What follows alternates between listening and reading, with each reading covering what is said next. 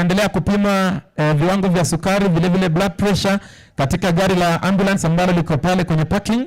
So I request everybody who wants to know their blood sugar level and blood pressure, please you can visit that ambulance at the parking, courtesy of MTRH. Vile vile MTRH Ampath on the other hand, they are doing HIV testing and counseling. Kwa hivyo we can visit that tent. His Excellency the Governor is headed here right now, na nitaomba akifika hapa tuweze kumkaribisha kwa makofi mazuri. Remember he is a champion of environment conservation, ambaye during tree planting holiday aliweza kupanda miti mingi zaidi hapa nchini. Aliweza kuongoza kwa kupanda miti kulingana na wito wake Mheshimiwa Rais, Mheshimiwa Daktari William Samoei Ruto, ambaye kwa siku ya leo ameweza kutupa waziri wa mazingira pamoja na mabadiliko ya tabia nchi.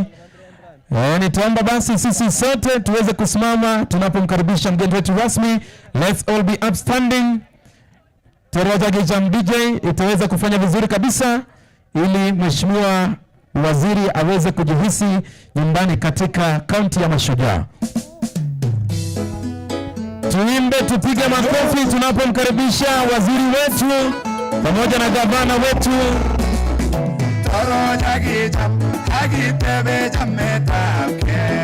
Makofi, makofi.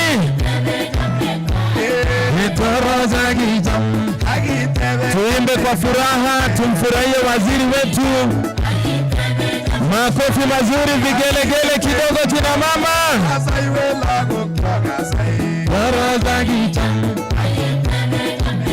Makofi endelee.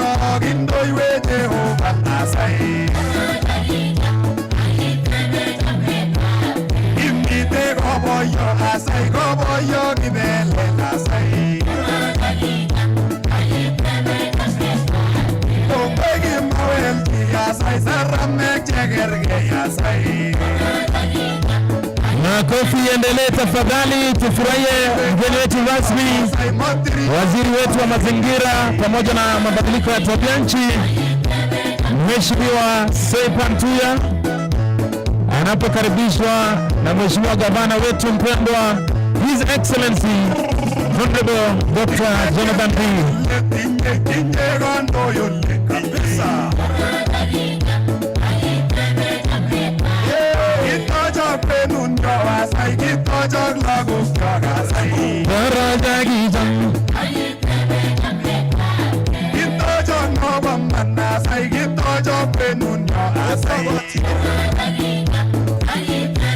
Makofi endelee.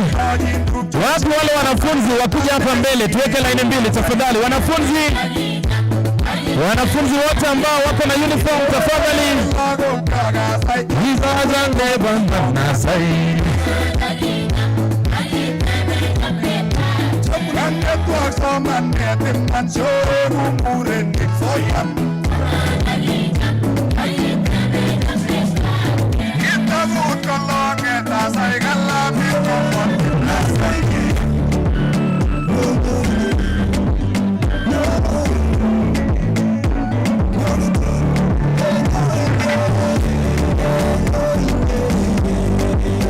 Makofi.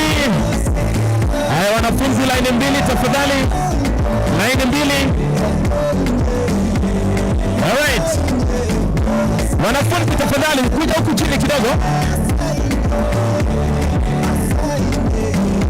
Haya, shikaneni mikono, muangalie huko kukaribisha waziri. Shikaneni mikono. Haya, shikaneni mikono wanafunzi. Haya, rudi nyuma kidogo ndio nafasi iwatoshe wote.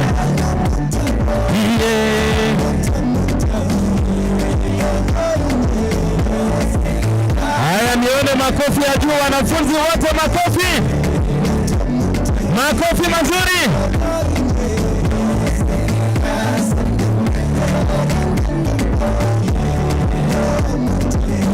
Wanafunzi kutoka Izeji, wapi nduru yenu kidogo?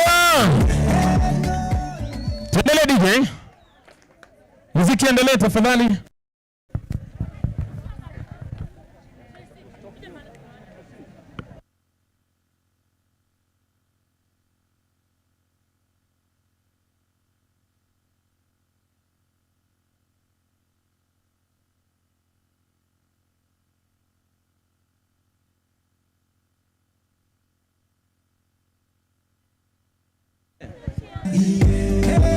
Haya, makofi mazuri wanafunzi, kila mtu mikono juu.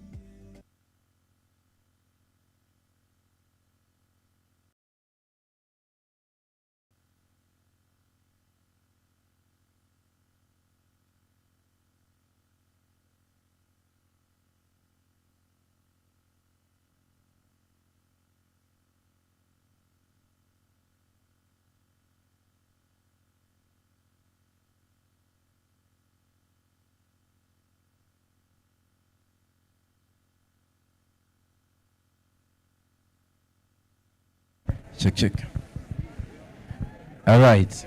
Wanafunzi, tuko na Nyakio Junior Secondary. Are you here? We have Timboroa Forest View Academy. Yes. Are you here? Yes. Tuko na Tugen Estate. Are you here? Yes. Tuko na gani ingine? St. George's. Yes. Are you here with us?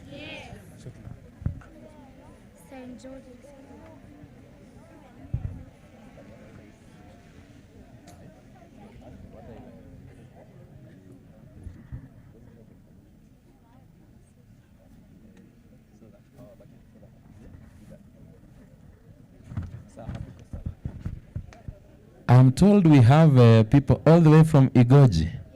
You're here? All right. Are you ready to receive the chief guest? The Honorable Soipan Tuya, who is an environmentalist among you, who loves conserving the environment. Unapenda kutunza mazingira? Nani amepanda miti zaidi ya 100? Only 2 people? 3, 4? And are you sure? Umepanda miti 100? You sure? Kabisa? Who is celebrating his or her birthday today? Nani? You're celebrating your birthday? Nani na celebrate birthday? Kama una celebrate birthday, unaweza pata opportunity ya kupanda mti for your birthday pamoja na waziri wa environment. Who is celebrating birthday today? Ama upande na governor. Wangapi wanajua governor wa GISHU? Mnamjua Yes. Saizi anaitwa Dr. Jonathan Dari. You want to be a doctor? Yes. Kabisa Yes. Na itawezekana, si ndio? Yes. In Jesus name? Amen. Nikiona hapa naona tu kabisa, si ndio? Shule gani watatoa daktari wa kwanza? St. George's.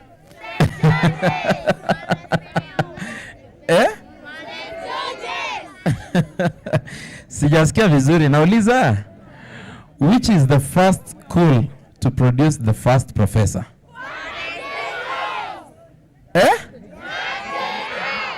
Are you sure? Yes. Aya, sababu leo tunaongelea mambo ya environment. Which is going to be the cleanest school this year?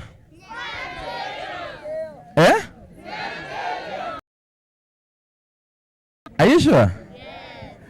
Which school is going to plant the highest number of trees this year?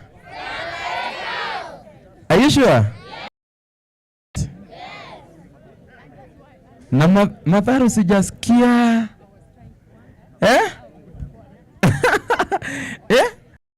Hata sijasikia mkisema mnatoa daktari. Mtatoa? Profesa? Mtapanda miti? Mtasafisha shule? Mtatunza mazingira? Shule gani wanasema mazingira yao itakuwa the best?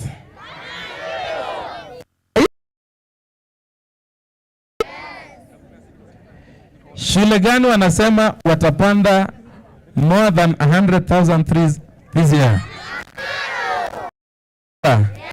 Wow, I can see His Excellency the Governor. Wapi nduru yake? Wapi nduru ya waziri wetu Madam Soipan Tuya? Manduru yake tafadhali. Piga makofi waziri wetu anapopita. Makofi, makofi, makofi. DJ, you can continue giving us some music. Wanafunzi tupige makofi. Makofi mazuri.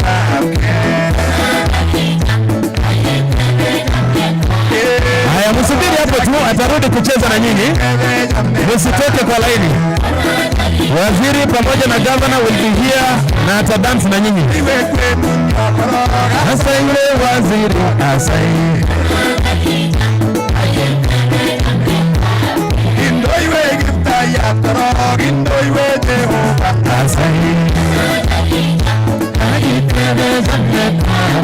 Imite goboyo, asa ile goboyo, gibele, asa ile. Lorenge CFA, tafadhali mko tayari? Twende ready, Lorenge CFA, get ready.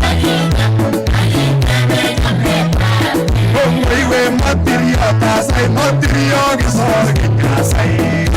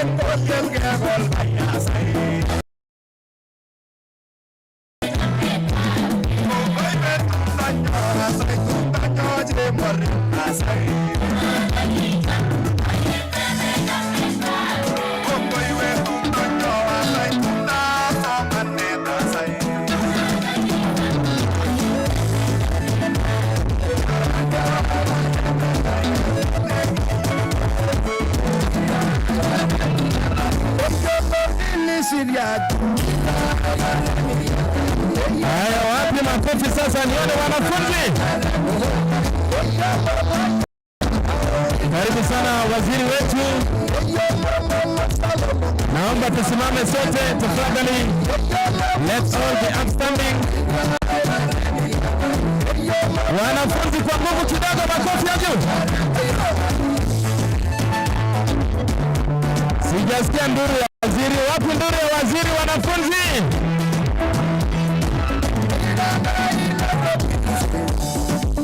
Makofi.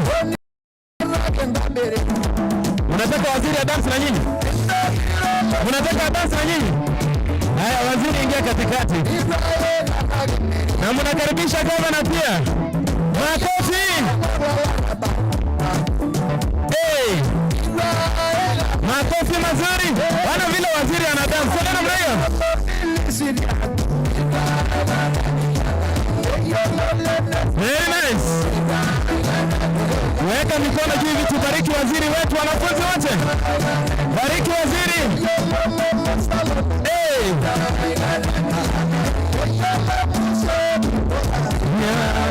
Hey.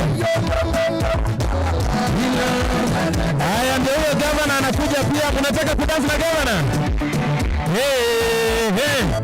Tuendelee DJ. Haya, wapi makofi ya gavana? Weka juu kabisa kila mtu.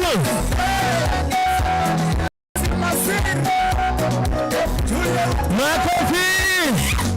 Haya, saluti namna hii. Narasha mkono namna hii. Watu hapa yote.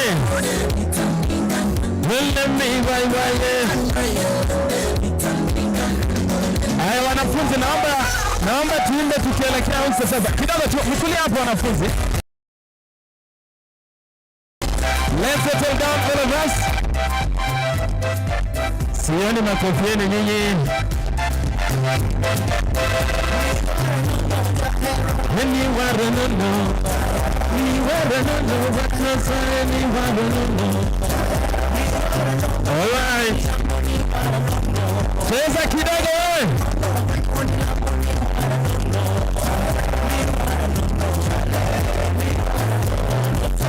All right. Thank you DJ. Wanafunzi nikihesabu 1 2 3 nataka nduru ya kukaribisha waziri. Are you ready? 1 2 3.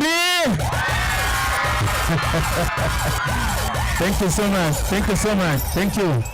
Haya, naomba basi sisi wote tuweze kusimama. Wale wana kofia ambazo si rasmi, tafadhali tuweze kuzivua, tuweze kuimba wimbo wa taifa pamoja na wimbo wa Jumuiya ya Afrika Mashariki.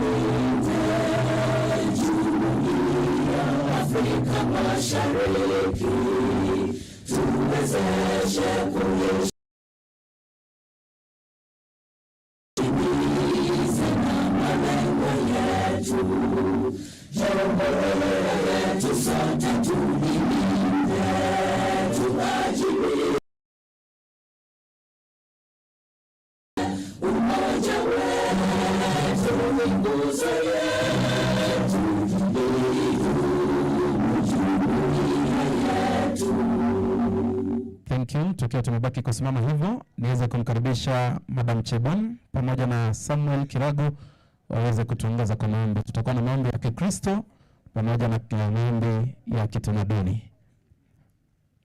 Madam Chebon, very quickly.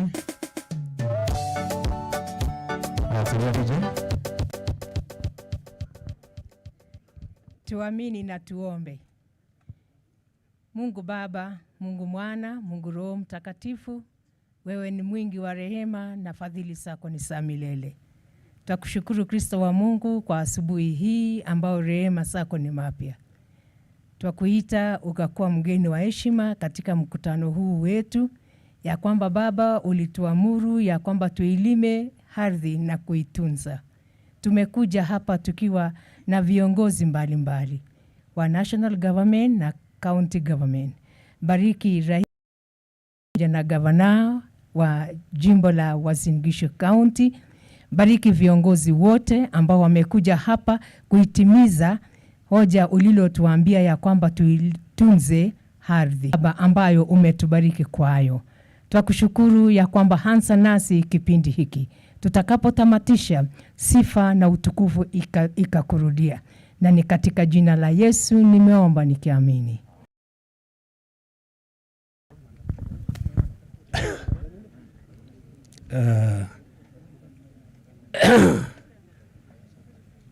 Emoni nyo akibwa bakekol ketik mie kole mie kimwoni kongoi neo Head of State Daktari William Samoei Ruto kole mie kwondanyi Rachel Ruto sere kole sere Deputy nani Rigathi Gachagua sere kole sere kwondanyi emenyo kichame ele kichame. Kongoi Soiban Tuya nakanyo kol ketik en emenyo lakwetab Masai. Sere kole mie. Imute daktari ole kite. Iman kole iman. Kongoi MB nebo Julius Juara Meli. Sere kole sere.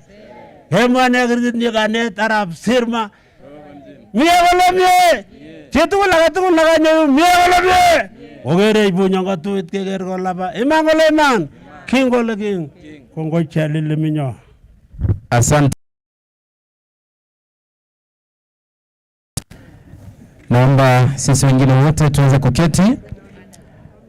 Waziri wetu wa mazingira Madam Soipan Tuya, gavana wetu the Honorable Dr. Jonathan B, Senator wetu Bwana Jackson Mandago, mjumbe Mheshimiwa Wainaina, mawaziri waliopo hapa wa serikali ya county pamoja na waziri.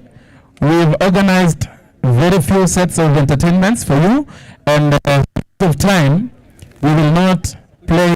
Tutaweza kuimba wimbo moja wanafunzi for 2 minutes, alafu nitakaribisha Lorenge CFA Culture, alafu tutafunga na the Green Ambassador Natasha.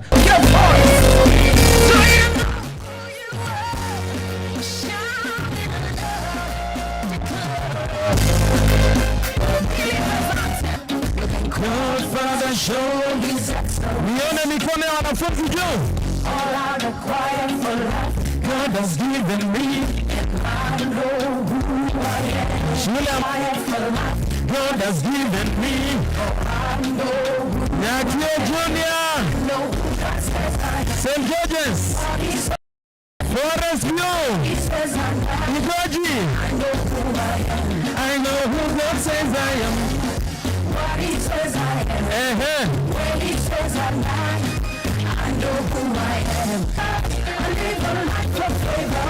Aya wanafunzi mikono juu namna hii, mikono mbili juu namna hii. Wake up, wake up, wake up. Are you ready? 1, 2. Let me see.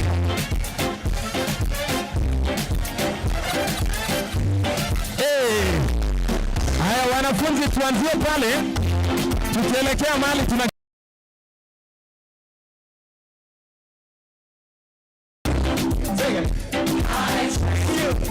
Aya CFA Culture. Jehovah you. Thank you so much. Asante sana. CFA Culture. Come on.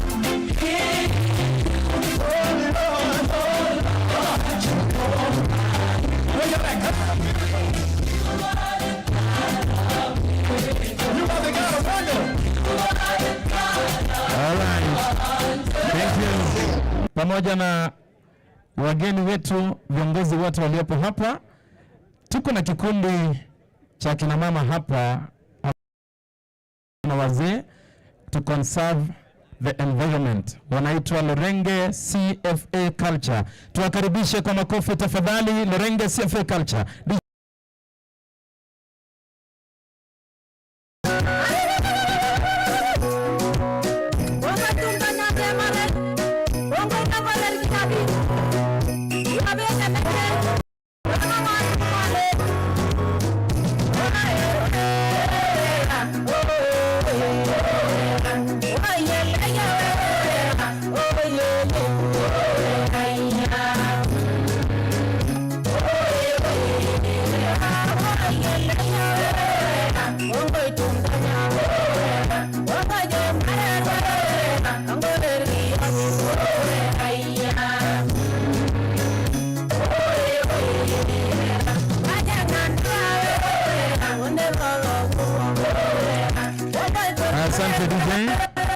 Asante DJ.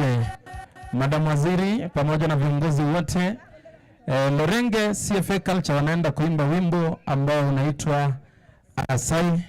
Waziri kusema Asai kwa Kikalenjin ni hali ya juu ya kukaribishwa kwa heshima ya juu kabisa. Tuweze kuwakaribisha waziri kinyumbani. Asai asayo. Asai asayo. Karibu wageni wetu. Ayo. Otarai lebama. Kongo iweta ekyo. Tuko na mtoto hapa ambaye ameweza kuinua bendera ya kaunti yetu juu. Mtoto hapa ambaye ameweza kuinua bendera ya kaunti yetu juu sana kwa mambo ya kutunza mazingira. Huyu ni mtoto ambaye una miaka ngapi? 5 years old. Where do you study? Which school do you go to? St. Hannah's. Wow. 5 years. Nataka usikie tu waziri, umepanda miti ngapi hadi sasa? 100. 100 trees. Wapi makofi ya Natasha? Waziri, Governor, Senator, viongozi wote, ladies and gentlemen, this is Natasha, famously known as the Green Ambassador. Wacha aweze kutuambia shairi. My name is Sasha Chepkwechke, the Green Ambassador. I am 5 years old. I campaign for taking care of my environment, planting trees, recycling, reusing, reducing pollution. I have a question. Do you know climate change? Climate change is global warming. Global warming is increasing the Earth's temperature. Increasing the Earth's temperature is caused by pollution. Pollution is destruction of our environment by littering our cities, destroying our wetlands, and cutting down trees for farming. Stop pollution. Stop destruction. Congratulations, Mr. President William Ruto and Madam CS and all governors. Also, I have a project of climate change. Can I discuss it? Thank you.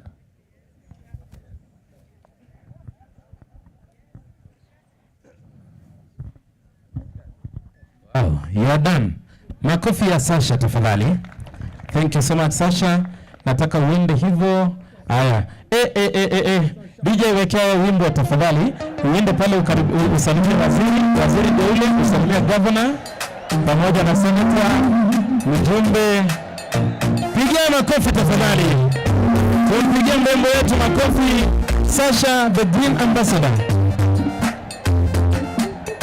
Wonderful. You put your hand go up. Wonderful. Makofi ya Sasha tafadhali. Thank you so much. Very nice. Thank you.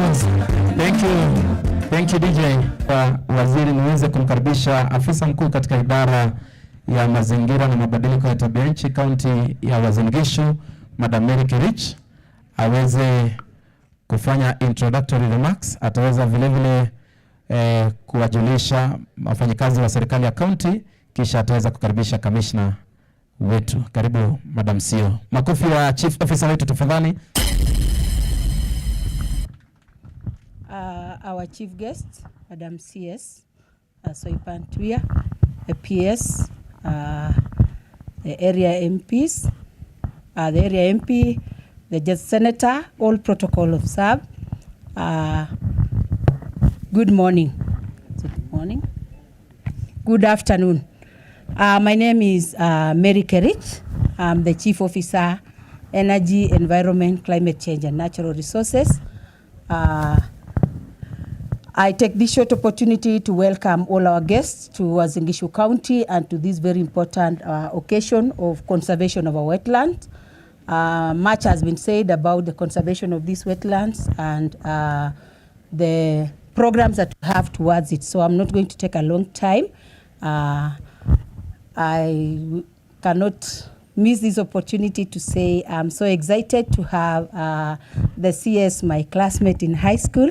I'm so happy to welcome her.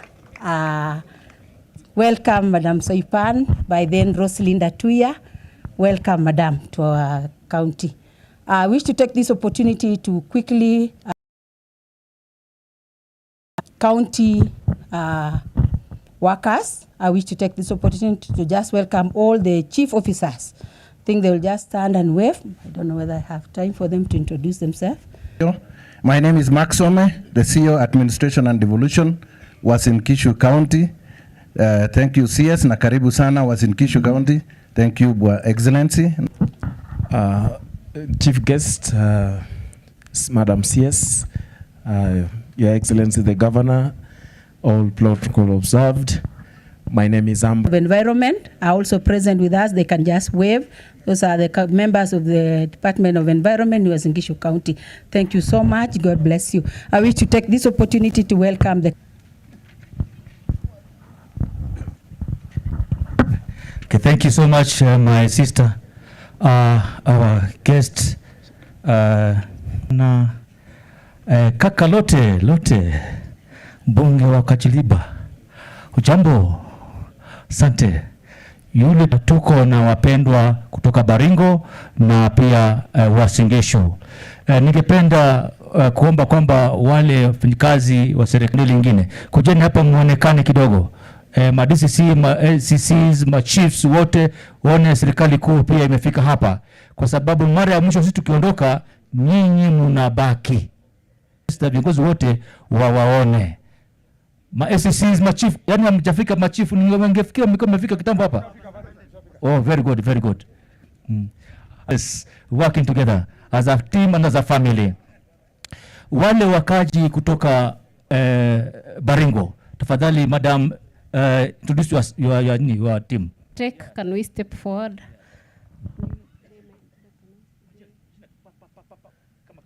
Okay, you can introduce yourselves first.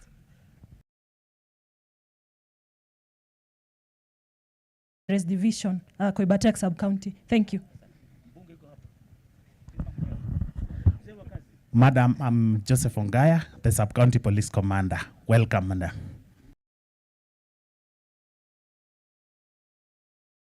Thank you, Madam.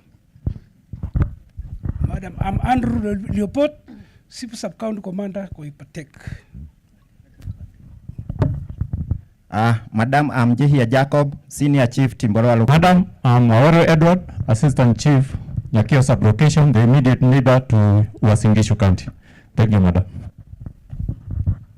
Madam, I'm Nicholas Rotich, Assistant Chief, Mubres Sub-Location. Welcome, Madam. Madam, I'm John Cheriot, Assistant Chief, Pwede Sub-Location. Karibu, Madam. Madam, I'm William Maitsi, Assistant Chief, Equator Sub-Location. Welcome, Madam.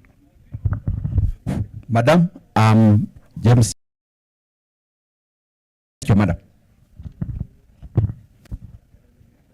Madam, I'm Helen Biwot, Assistant Chief, James 1 Sub-Location. Thank you, Madam.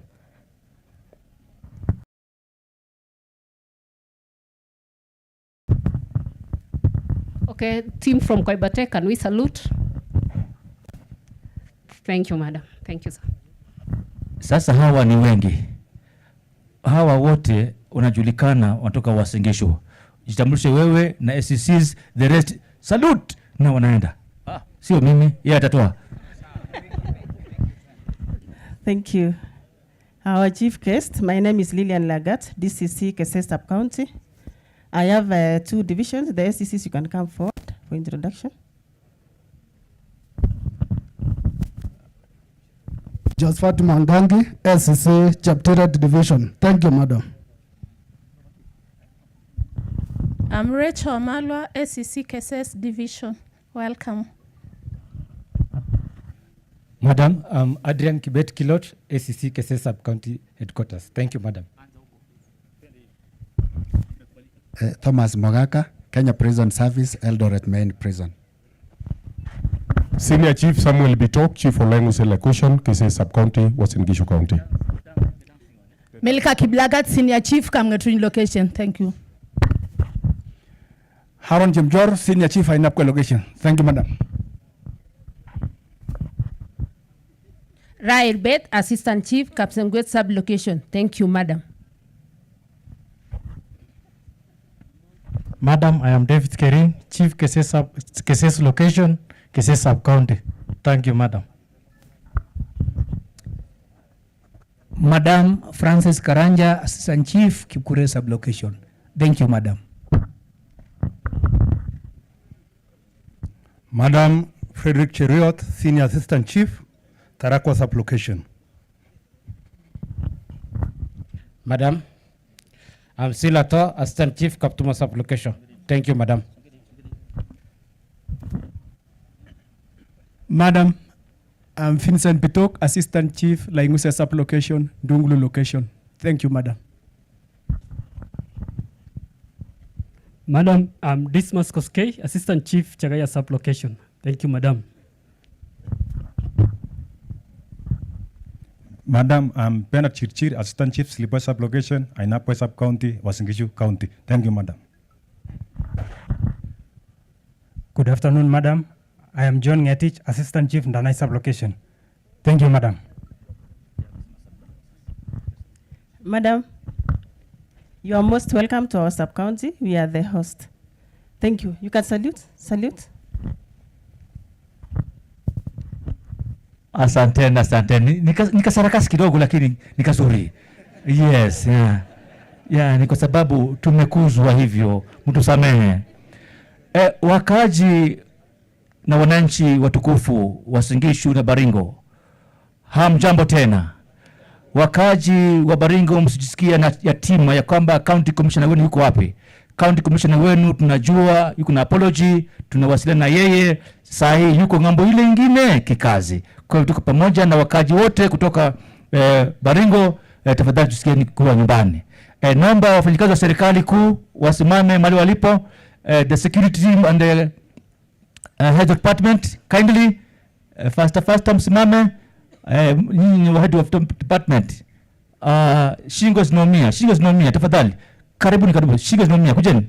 Nema ongoza security team wewe unakaa na uko pamoja. Unajua mimi huwa sina haya, huwa nasema hapa tu, ndio bai wangu. Karibuni. Our guest of honor, my name is Solomon Kiyu, County Director of Environment, Uasin Gishu. Madam CS, my name is Kenneth Muskiton, County Forest Conservator, Uasin Gishu. Ukiwa umesahau yeye itamrusika. Kwisha. Nilikuwa nimejitambulisha, Thomas Mogaka, Kenya Prison Service, Eldoret Main Prison. Thank you. Our chief guest, my name is Keegan Bernard. I work with the National Council for Population and Development. Thank you. Madam CS, my name is Jackson Kiago, Regional Coordinator, National Industrial Training Authority, NITA.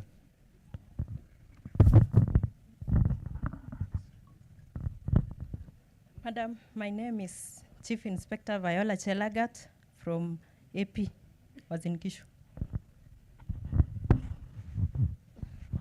Madam CS, jina yangu naitwa Joshua Talam, representing CFC Baringo County.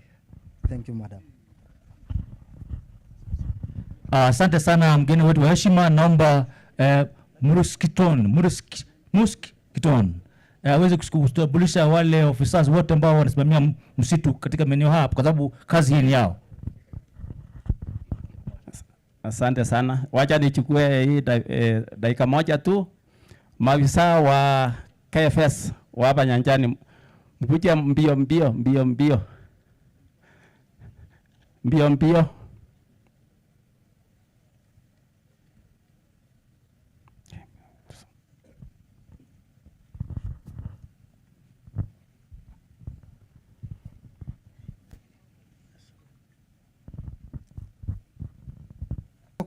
Forest Station Manager Kipkorore. Madam CS, my name is Ikian Ginson, Forest Station Manager. Madam, I'm Cecilia Wairimo, the Assistant Forester Timboroa. Chairman Forest Station. Madam, Talam Joshua, Station Forest Manager, Chemsusu Forest Station. Ambao hao ndio ambao tunafanya kazi huku nyanjani na tunashika doria. Tumekuahidi kwamba yale maazimio yote ambao tumekuzungumza pale ndani kwa kale kanyumba tutatekeleza kuona kwamba Hamjambo, sisi hapa tuko hapa, mimi ni chairman wa Sengishu Somilas na huyu ni secretary. Madam Wasidi, kwa sababu sisi ni watu wako. Sisi tunafanya kazi na wewe vizuri. Masharti ya Kenya Forest tunaitimiza yote. Ruto president yetu ya nchi hii Asante sana. Mgeni wetu wa heshima, niruhusu niweze kutambua wale waliochimba mazuri fanya na utaendelea kufanya hivyo. Asante. Madam CS, karibu Timboroa. Majina ni Peter Kimani Ndungu, Chairman CFA Timboroa. Umefika.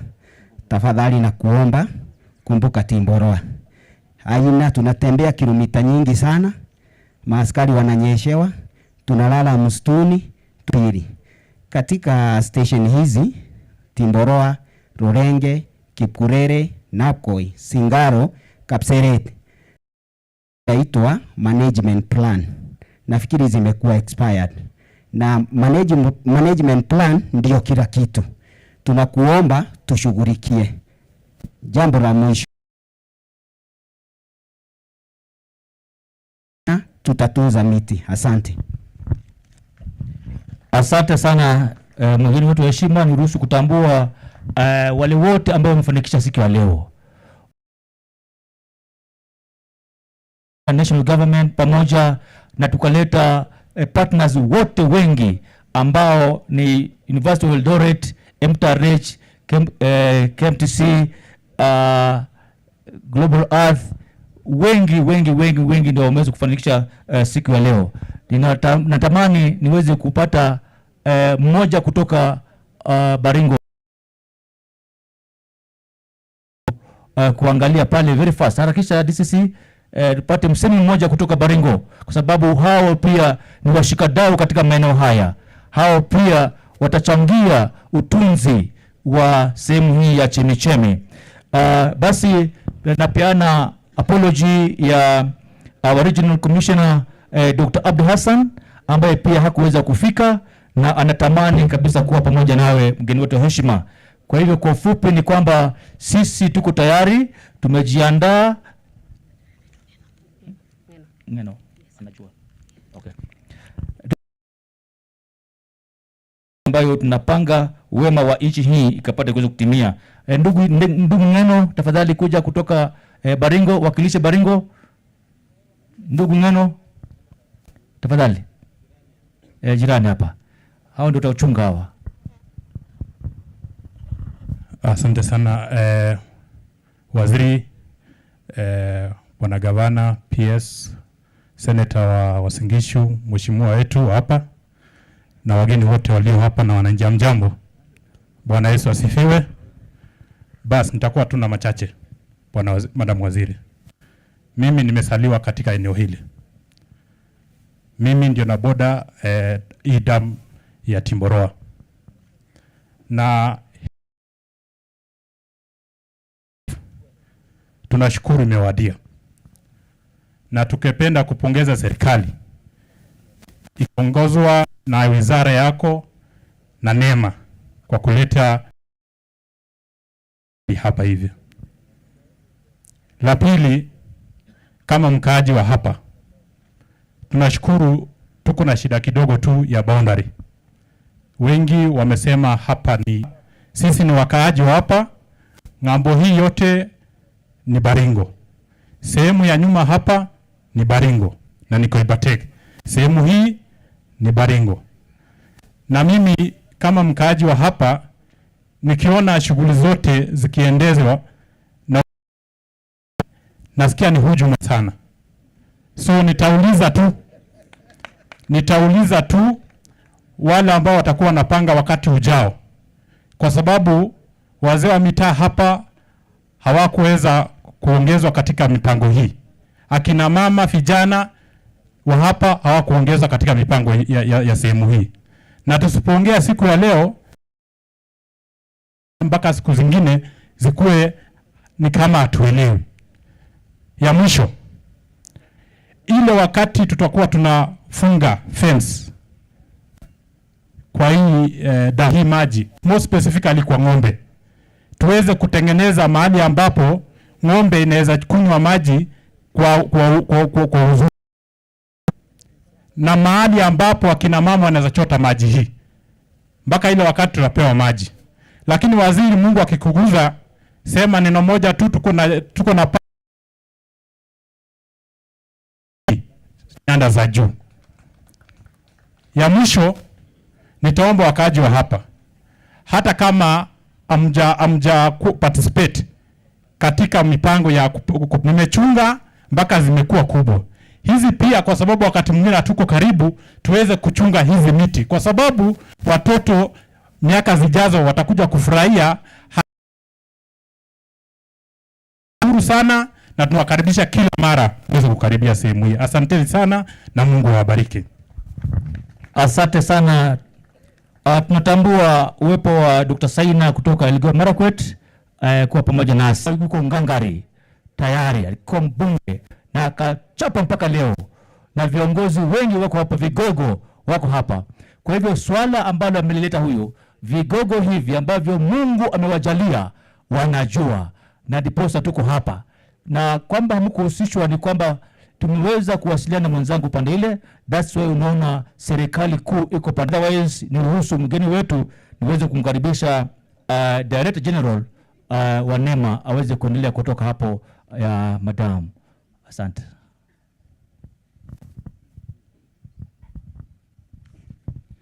Asante sana our County Commissioner Dr. Nyale, our Chief Guest Cabinet Secretary, Minister of Environment, Climate Change, Forestry, Honorable Soipan Tuya, Governor Dr. Jonathan B, Senator Mandago,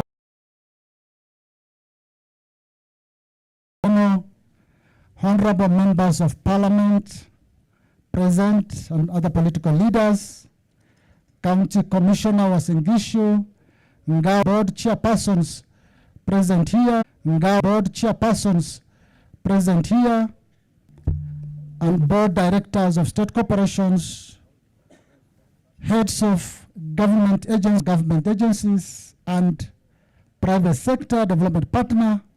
Tafadhali karibuni hapa.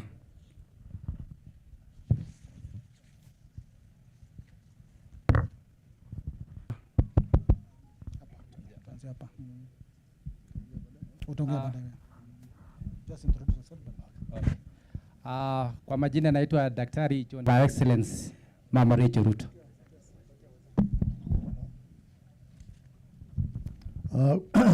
Honorable CS na wageni wengine wako hapa. Majina yangu ni Alex Lemarkoko. Mimi ni Chief Conservator of Forests. Nasimamia kazi ya msitu katika nchi. Asante. Waziri na mimi na PS, Governor, Deputy Governor and all protocol observed. I'm Christopher Moshiri, glad to be here and actually supporting rehabilitation of these wetland through a donation of 10,000 indigenous tree seed. Thank you. Madam CS, our PS, governors, all protocols observed, my neighbor and Londiani, which serve this region. I know you will say it, but KEFRI kwa 15 billion, kazi yetu ni kuproduce na kuprocess na kudistribute. They are not coming as they should. So I want to announce, kindly come for your seeds. We have them for every region. And also, when you plant your trees, tafadhali. Okay, thank you. Madam CS, PS, Governor, members of Parliament, and from the Committees of Environment, I can see them here.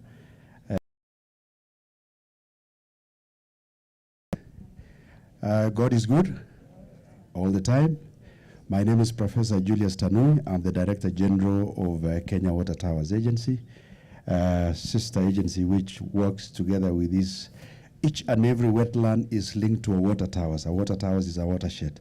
So we work together as a team, and it's our mandate, and that's what we do. So thank you so much. This is Hassan. I am from the National Environment Trust Fund, Net Fund.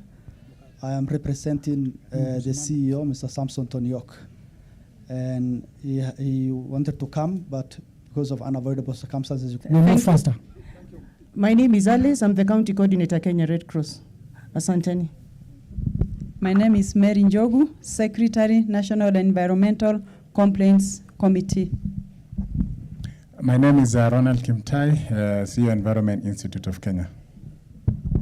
My name is Zainab Salim, Assistant Director, Shirika la Huduma. Wildlife Clubs of Kenya, representing our CEO, Dr. Margaret Otieno. Thank you. Madam CS, all protocol observed. My name is Peter Kinyanji. I'm representing Managing Director, Bwana Gala Oloitipip, Wasonyiro South Development Authority. We are based in Narok, and we are passionate about bamboo, and we have donated a lot of bamboo. Really very good for conservation of catchment areas and wetlands. Thank you. Madam CS, all protocols observed. My name is Flora Awiro, Earthlands Review, and we look forward to planting more trees this year. Thank you very much. Chief Guest, my name is Alfayo Lel, Managing Director, Kapsabet Nandi Water and Sanitation Company. Asanteni.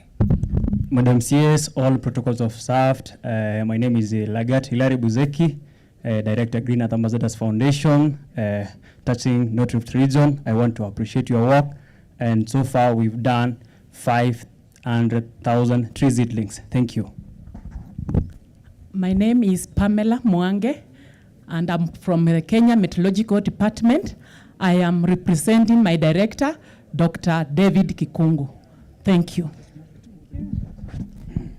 Honorable CS and all visitors, we are happy to be here. Kenya Vision 2030. My name is Juliet Moremi, in charge of the Social and Political Pillars Directorate. And we have partnered with NEMA, and we are committed to ensure observed. My name is Dr. Judith Nyunja. I'm the head of research, wetlands ecosystems. I'm representing our CEO from the Wildlife Research and Training Institute. I'm representing the CEO, Moi Teaching and Referral Hospital. Thank you. Thank you. My name is Daniel Kibi, representing CEO Boresha Sacco, Jacob Mengich. I am coming from Fauna and Flora, representing the country manager. Madam CS, Governor, my name is Kibet. Call observed. My name is Jerusa Sunguti from Kenya Revenue Authority. Thank you. Madam CS and all protocol observed. My name is Sheila Koech from the Green Earth Organization. Madam CS, I'm Dr. Saina from the University of Eldoret, representing our Vice Chancellor, Professor Chiruyot, was not able to come, but we have come as a strong camp. Thank you so much. Madam CS, my name is Karen Katenya from Advocacy for Change Foundation. We believe agroecology is a key player in westland conservation. Thank you. Thank you.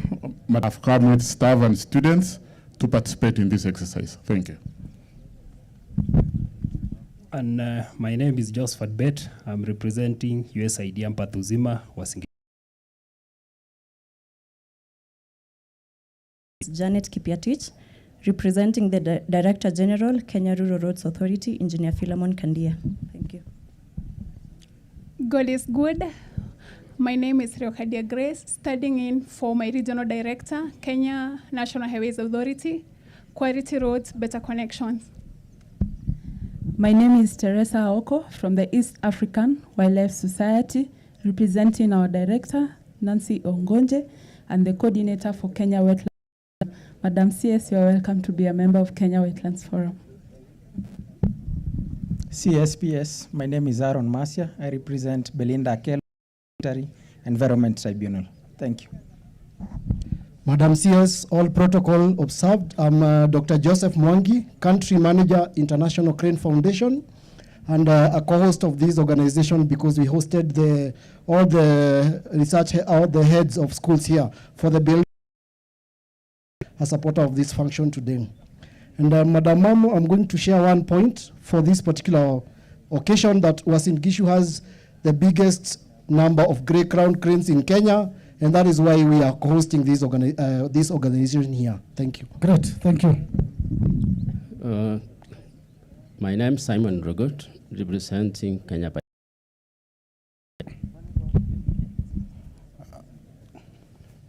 Madam CS, PS, all protocols observed. I'm Idi Masood, Director Enablers at PS, Governor, Senator, all protocols are observed. My name is Owen Ombima. I serve at Safaricom, and I am here on behalf of Peter Ndego. Thank you. all protocols observed. My name is Milton Ododa. I'm the senior officer in charge of environmental compliance and regulatory monitoring at Safaricom PLC. We are here representing. He's not here, but ELDOAS as an organization is one of the key players in conserving the environment in this region, and we are also partnered with TNC.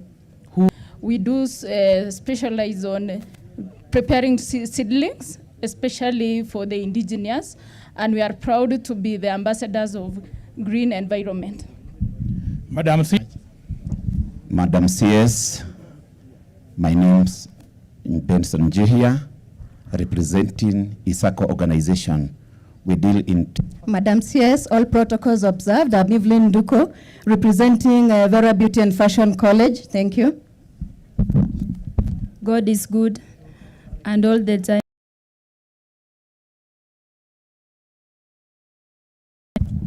Madam CS, all protocol observed. I'm Edwin Owino, representing UASIN GISHU Solid Waste Management Association. Great. Youth group, thank you. Thank you, thank you. Let's clap for them. Waziri, you can see the diverse stakeholders that we were able to coordinate to ensure that we have a very successful World Wetlands Day. Now, let's have all NEMA and Ministry of Environment, Climate Change and Forestry staff just stand up kindly. Stand up and wave kindly. Asanteni sana, a round of applause for all our stakeholders and NEMA and the Ministry of Environment team. Now, I have two gentlemen here. I would like them to say a word or two. Dr. Chumo, the CEO, Mama Doing Good. Daktari, karibu. Waziri ambaye leo ni mgeni wetu wa heshima, governor wetu, wabunge ambao wako hapa, Honorable Sirma, Mheshimiwa Senator wa UASIN GISHU, PS, Chairman who are here, and all the protocol observed. Nimesimama sema Mama Doing Good and doing it the right way, ikiwa ni initiative of Her Excellency the First Lady of the Republic of Kenya, Mama Rachel Ruto. Ya pili, nataka ni salamu kutoka kwa mama mwenyewe, akijua kwamba tuko hapa to celebrate World Wetlands Day. I want to say this, Mama Doing Good, ikiwa na pillars tatu. Ya kwanza ni women economic empowerment, ambao tunashughulikia hasa wamama katika nchi yetu ya Kenya, wananchi na all the stakeholders here kuona ya kwamba conserve the wetlands. We are aware, mheshimiwa, ya kwamba katika nchi yetu ya Kenya tuko na wetlands in terms of issues of water ni wamama, na ndipo Her Excellency the First Lady is so committed to ensure ya kwamba wamama wanapata nafasi ya kupata maji karibu na areas. We have all the wetlands kutoka Baringo all the way to even Lake Victoria region. And therefore, as Mama Doing Good, we are ready to work with you, as you know, this, that even when it comes to the issue of planting the 15 billion trees, which you are actually championing, and with His Excellency the President, Mama Doing Good is committed through as an initiative of Her Excellency to plant 500 million. And therefore, like this place we are actually planting, we are going to give 10,000 trees, na tuone ya kwamba katika nchi yetu ya Kenya maneno ya conservation iwe mbele. Asanteni sana na Mungu awabariki. Cabinet Secretary, County Commissioner, the chairman of various organizations that are here, CEOs, staff, and members of the public, good afternoon. Siano, kama vile mwenzangu alisema, baina ya wetlands na misitu na environment na mambo yote ambayo ni ya kuhifadhi. Mambo ya climate change, mambo to fighting climate change. Ya pili, sisi kama Kenya Forest Service tumekuwa ile ambayo rais wetu anaongoza. Kenya Forest Service inaendelea kuwapatia huduma ya technical backup. Kama kuna mtu yote ambaye anahitaji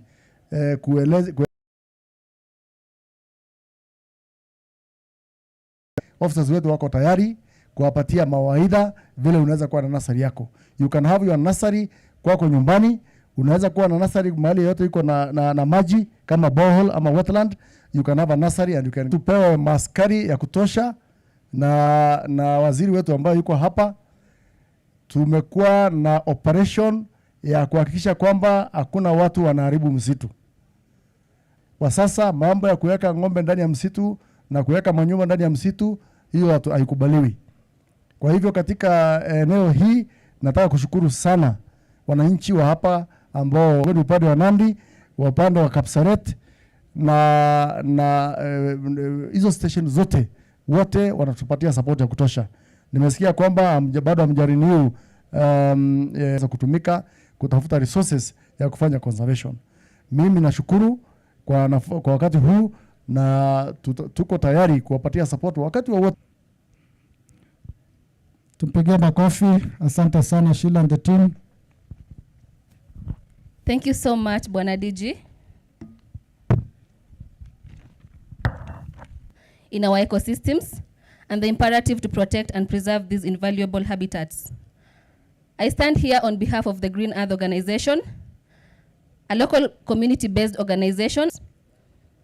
The Green Earth Organization is a community-based organization based in the North Rift of Kenya, registered here in UASIN GISHU County, with a mission to restore and protect the natural environment.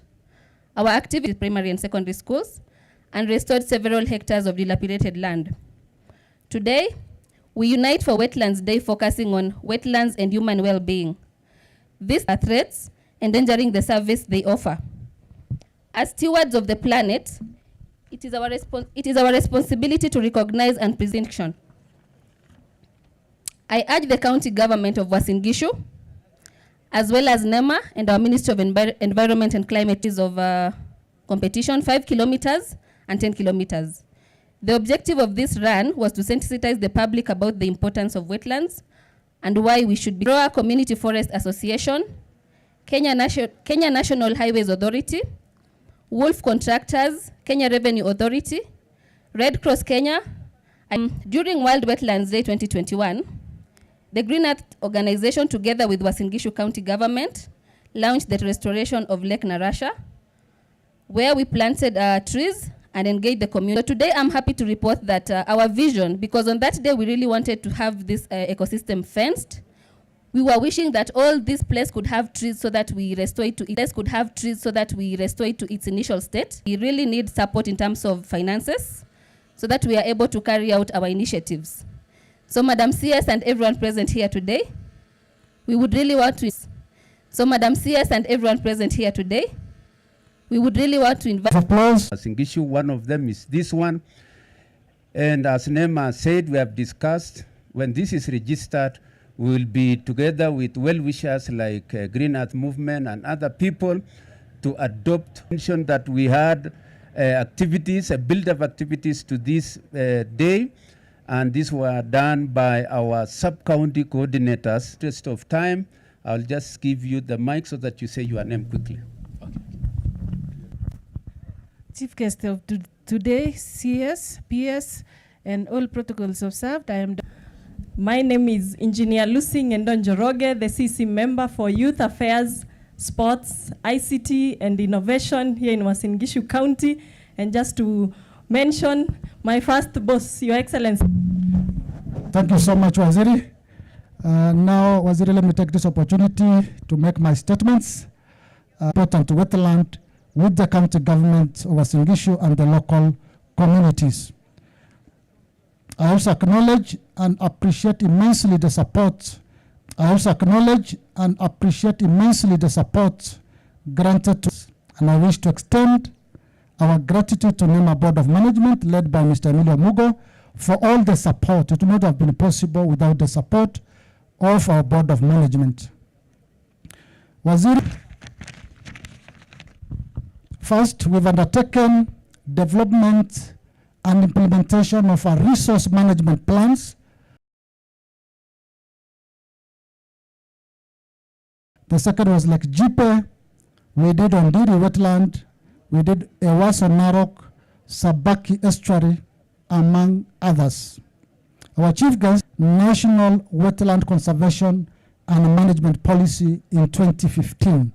We've also developed Wetland Regulation 2000, develop National Marine Litter Action Plan to address the impact of plastics in our wetland and other water resources. And this we launched during UNEA 5.2.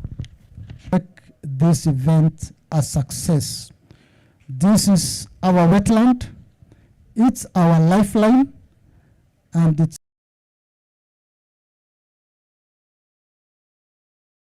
country to conserve and manage our sensitive ecosystems. I thank you. Now it's my singular duty to welcome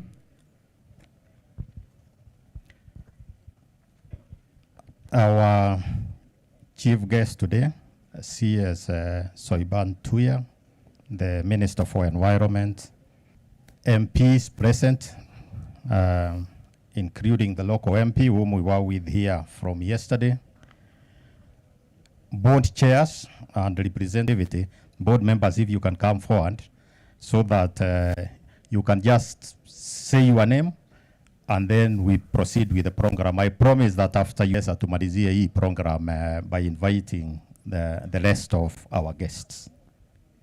Vice Chair, if you can tukue pande hii tuseme tu majina. Madam CS, my name is Sophia Matura, the Vice Chair of NEMA. Thank you. I'm Professor Ngome, ndugu ya Yesu wa Tongareni, board member. I'm John Kimondio, board member. All protocol observed. Kwa heshima natoka Elgeyo Marakwet County, uko wananiita chunga Ilat na Ilat tachunga wewe. Tuchunge mazingira. Waziri, mimi ni secretary wa the board na tena DG wa NEMA. Thank you very much, Cabinet Secretary. That is the dynamic team that is behind the whole of this activity. I have a lot of confidence in them. You can be sure this organization is headed in the right direction. I have seen two more board members, but yeah, there they are. I don't know why they Siomua and Chriso. So I will also ask all the other, if there is any board chairman who is here or representing other boards, please come forward so that we don't see any. But I have a special person I want to introduce, Wakili Kiprop Marimoy, representing the office of the Prime Cabinet Secretary. Introduce yourself so that you can go on record. Thank you. Asante sana CS wetu, directors wa SAGAS wa Ministry ya Environment. Vile mmesikia jina langu ni Wakili Kiprop Marimoy. Mimi ni jirani wa hii na amesema kwamba CS anapongeza wewe sana pamoja na PS na ministry yako na timu yako mzima kwa kazi ambayo mnafanya. Tunajua umuhimu ya wetlands na International Convention ya Ramsar, na tuhakikisha kwamba lazima we map all the wetlands because this is where our source of livelihood and water comes from. So mimi nashukuru in terms of eliminating these kind of species that are going to deplete our wetlands. So mimi naomba na mimi nashukuru wale organization ambao wamepambana. Asante. Thank you so much. Guest of honor, Madam Soipan Tuya, our governor, Bwana Chelelim, partnering all matters environmental, especially ensuring that we have the best professionals that will safeguard our environment. We have been part and parcel of the process, and I really appreciate the fact that we are Asante.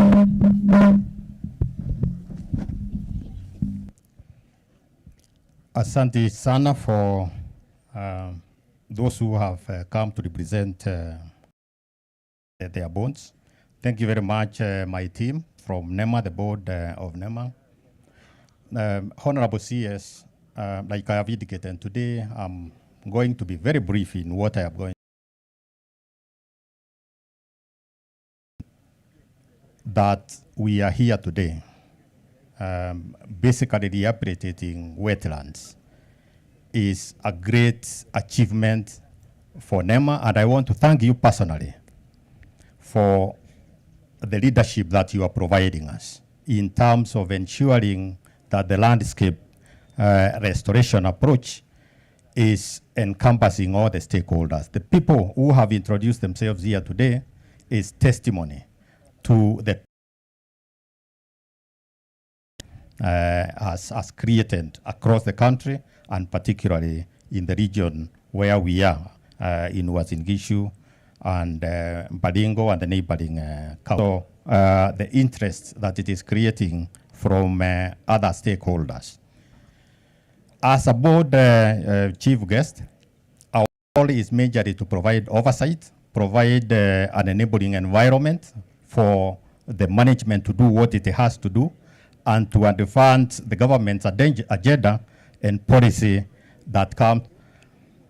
We are going to have a deliberate effort as a board, and we have discussed this, so that the adoption of the wetlands Chief guest,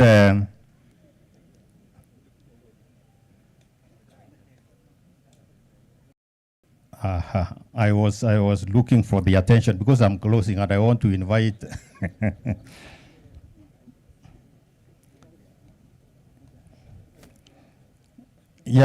Chief, today with nostalgia. I have seen a few of my friends here, the Musa Silma there, a former professional colleague, nursery for plantation establishment.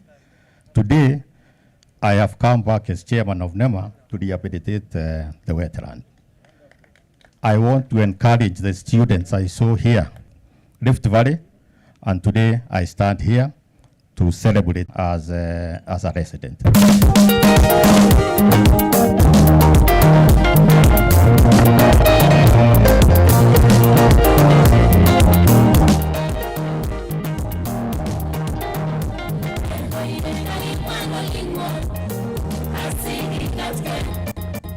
Thank you so much, Chairman, and we appreciate the team that has spoken before us. I may insist. Kabisa, so, climate change at the National Assembly, but I want led by the host area member of Parliament, the County Commissioner of UASIN GISHU, Dr. Elison Nyale. Thank you so much for leading us well.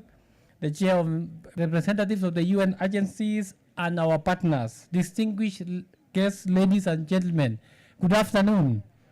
My name is Engineer Fesas Ngeno, the Principal Secretary, State Department of Environment and Climate Change. Assembly, wakiongozwa na Bwana Kimani. Karibu sana. Wote mkuja hapa.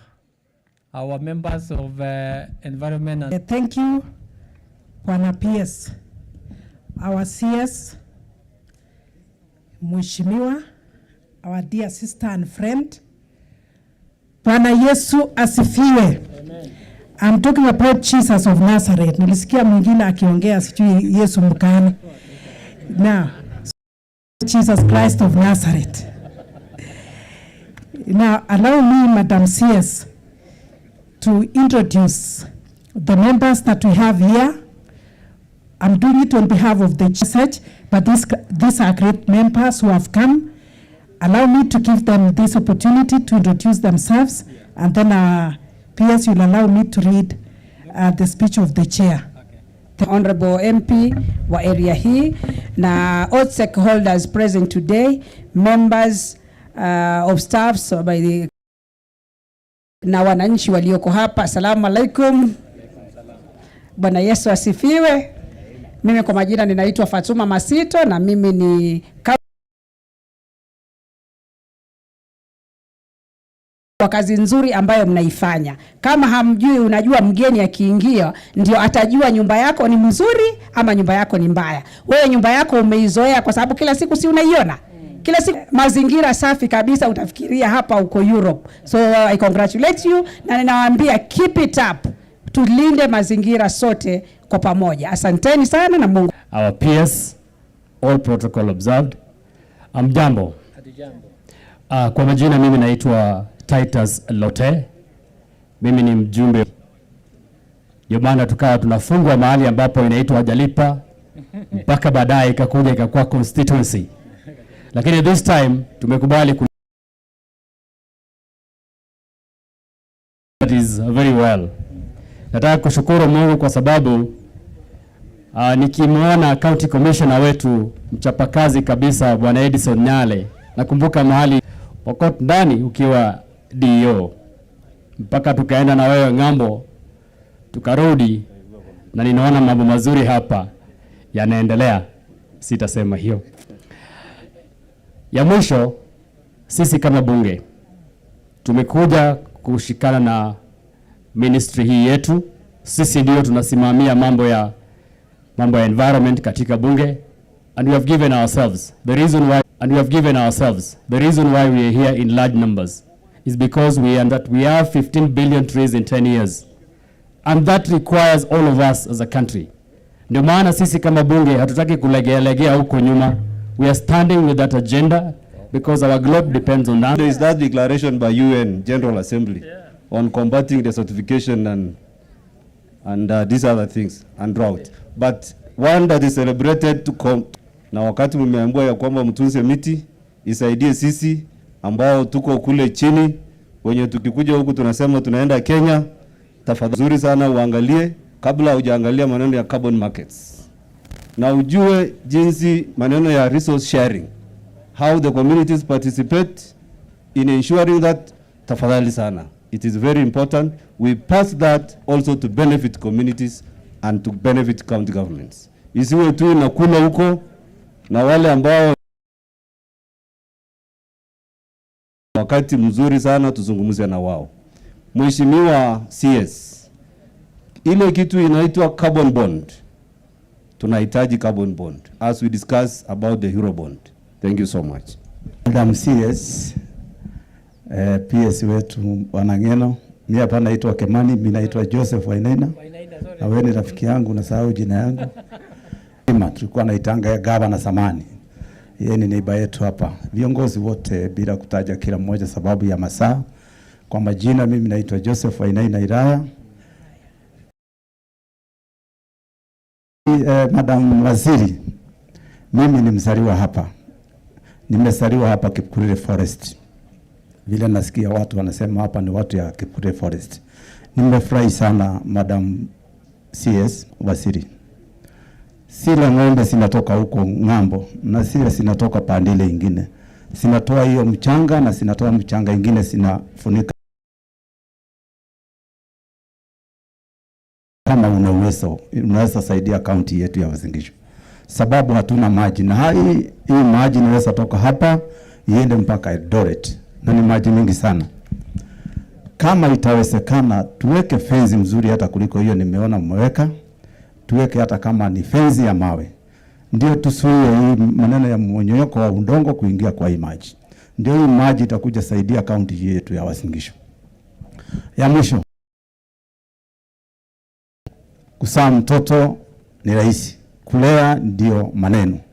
Mambo ya kuchunga miti tunaomba sana uongeze maaskari kama ni magari vile nimesikia wanasema hapa wachunge. Hii kazi yote waziri itakuwa ya bure. Na vile ujuavyo Waziri, maisha ya binadamu yote ni maji. Na maisha ya watu wa dunia mzima ni miti. Kwa hivyo ujue Waziri, maisha yetu yote iko juu yako. Kwa hivyo tusaidie kuchunga hii miti vile inawezekana. Pesa iwekwe kwa maneno ya komiti, sababu niko kwa hiyo komiti, tutakusaidia kwa vyote kusaidia nchi hii sababu ya maneno ya climate change. Tafadhalini tuko pamoja na Waziri. Asanteni sana na Mungu awabariki. Thank you very much. Before I read the speech, tuko na one of our directors, that is Mr. Peter Chemweno. Please wave. Please clap. Madam CS. I was just excited when I heard the girl saying, Madam, Madam. I felt like also saying, thank you so much, Madam, for coming. It's in Pantuia, ECH, the Cabinet Secretary, Ministry of Environment, Climate Change and Forestry, His Excellency Jonathan P. Kavanagh was in GISHU. All the distinguished guests, ladies and gentlemen, good afternoon. I express my sincere gratitude to the Cabinet Secretary for extending an auspicious environmental event. The Parliament of Kenya has been at the forefront in fulfilling its constitutional mandate of legislating on environmental change, being major issues of concern to Kenyan citizens. This day marks the 49th anniversary of the signing of the Ramsar Convention in Ramsar, that is Iran, commemorating the important the designated World Wetlands Day. It serves as a platform to enhance public awareness and sustainability. Ladies and gentlemen, Kenyan wetlands play a vital role in maintaining ecological balance by serving as vital habitats. Supports these and other government efforts, which aim to conserve and rehabilitate wetlands as well as mitigate the adverse effects of climate change. You and our team have done very well in leading the nation to participate in environmental conservation and forest restoration for a clean and healthy environment.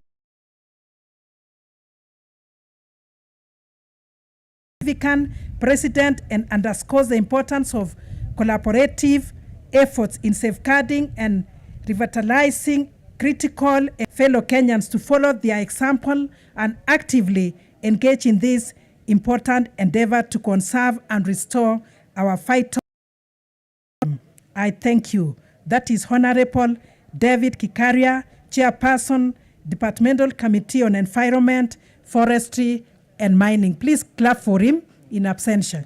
And my name, we appreciate what you are doing.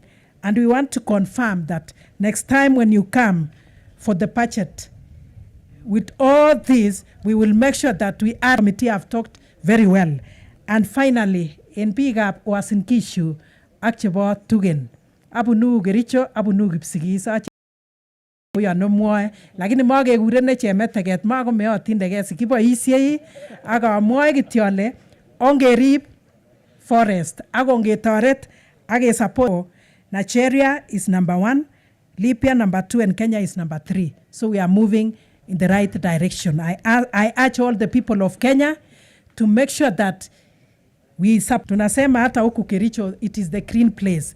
Machani chai tuko naye. And we will support you as you support us. Finally, I say may the good Lord bless all of us. Kemei, member of the Committee of the National Assembly, our committee. CS, I think the last statements were the music to our ears. In terms of the budgets, I think the committee have really stood with us. Na ile ngine nye naona mtaongea na manda kwa hapo.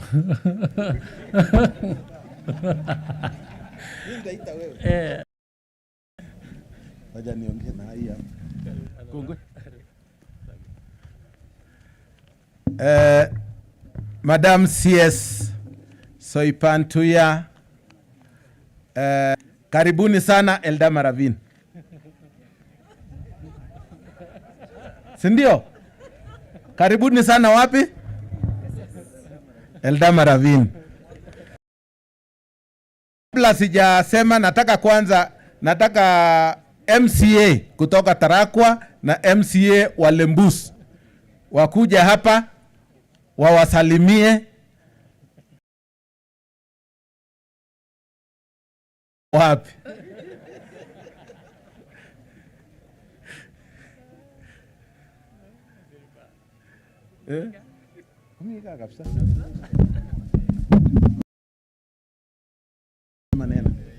Bas, asante sana mheshimiwa waziri wa environment, PS, governor wetu, Senate Igondi. Mimi ndiye MCA wa hapa na yeye ndiye mjumbe wangu. Hiyo sio ya maana siku ya leo.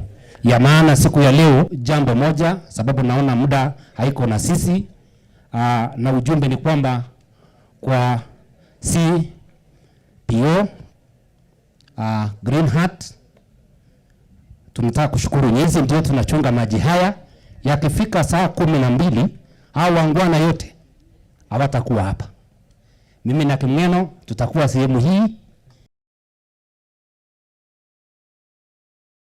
kuja jioni, kuja kesho asubuhi. Utajua kwamba kumbe sehemu hii ni Baringo. Sehemu hii ni Baringo.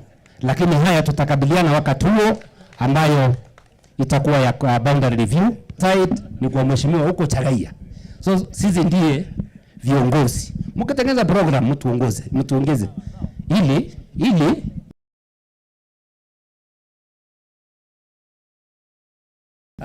Mheshimiwa Waziri, Gavana wetu Chelili, wabunge na seneta na wananchi, Bwana Yesu asifiwe.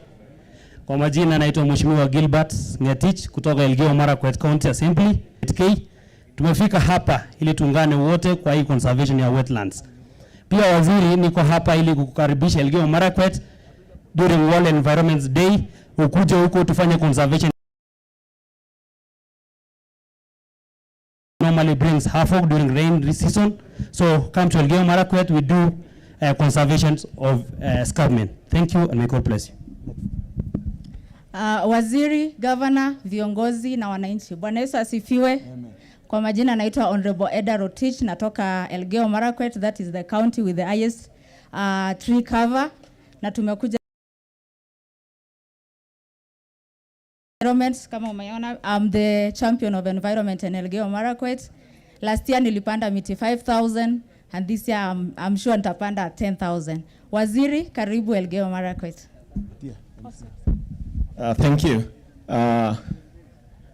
Mheshimiwa Waziri, yes, His Excellency the Governor was in GISHU County, Senator was in GISHU County, wajumbe ambao ni members wa environment, CEOs wote, viongozi, Bwana asifiwe.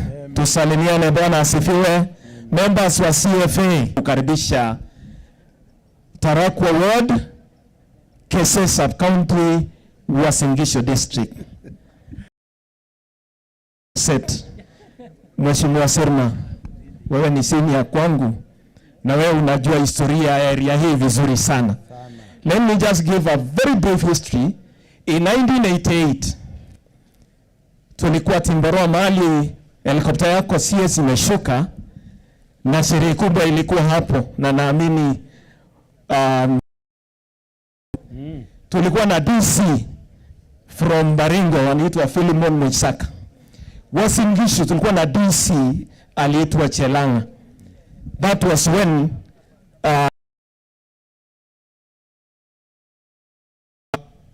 Mundres ilipeanwa to Baringo. Yes. Initially tunajua UASIN GISHU ilikuwa inaenda mpaka makutano. So as we speak ya Sirma, this is purely UASIN GISHU. Msidanganye, this is Timboroa Forest which is in UASIN GISHU. Na tukitaka kuextend hata hii tutaclaim UASIN GISHU mahali ilikuwa ikienda, tafadhali. Otherwise tunajua ya kwamba hii yote ilikuwa UASIN GISHU na tuko nyumbani, tutafanya kazi pamoja, tutashirikiana kutengeneza maji haya. Hatuna dispute yoyote, ni ushirikiano na kufanya kazi pamoja. Madam CS, thank you for organizing Lake Narasha. There is something I want to task your department.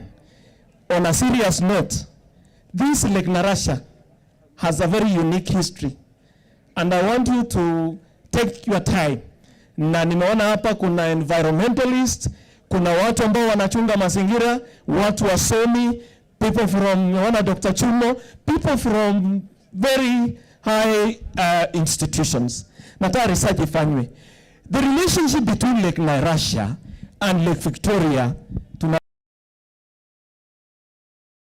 is it related? Because tuko na history ya kwamba this lake is related to Lake Victoria. This is the highest point mahali watu wanaishi. Leave alone Kilimanjaro na maana ya environment na tourism. Mfanya research hapa. Kuna mambo mengi hapa. Tuna historia ya kwamba na Nyororo ikapatikana Lake Victoria. What is that? Hiyo ni nini? Na imetoka tangu mababu zetu. We are ready as Western GISHU County Assembly to partner with all partners to ensure this place is well protected. My father sana. Asante sana mheshimiwa. Kweli umetoa historia na uzuri ni kwamba unajua 1988 hapa ilienda Baringo na your wishes may be there, like where I was the secretary of the committee of Koibatek district, where the district commissioner was my chairman. The environmental people who are there, and we had actually talked about conserving. We would not be having this problem here. And the president at that time, Moi, me to move to Kericho, some few people here, so that we can create a buffer zone, so that we can protect this lake. But unfortunately,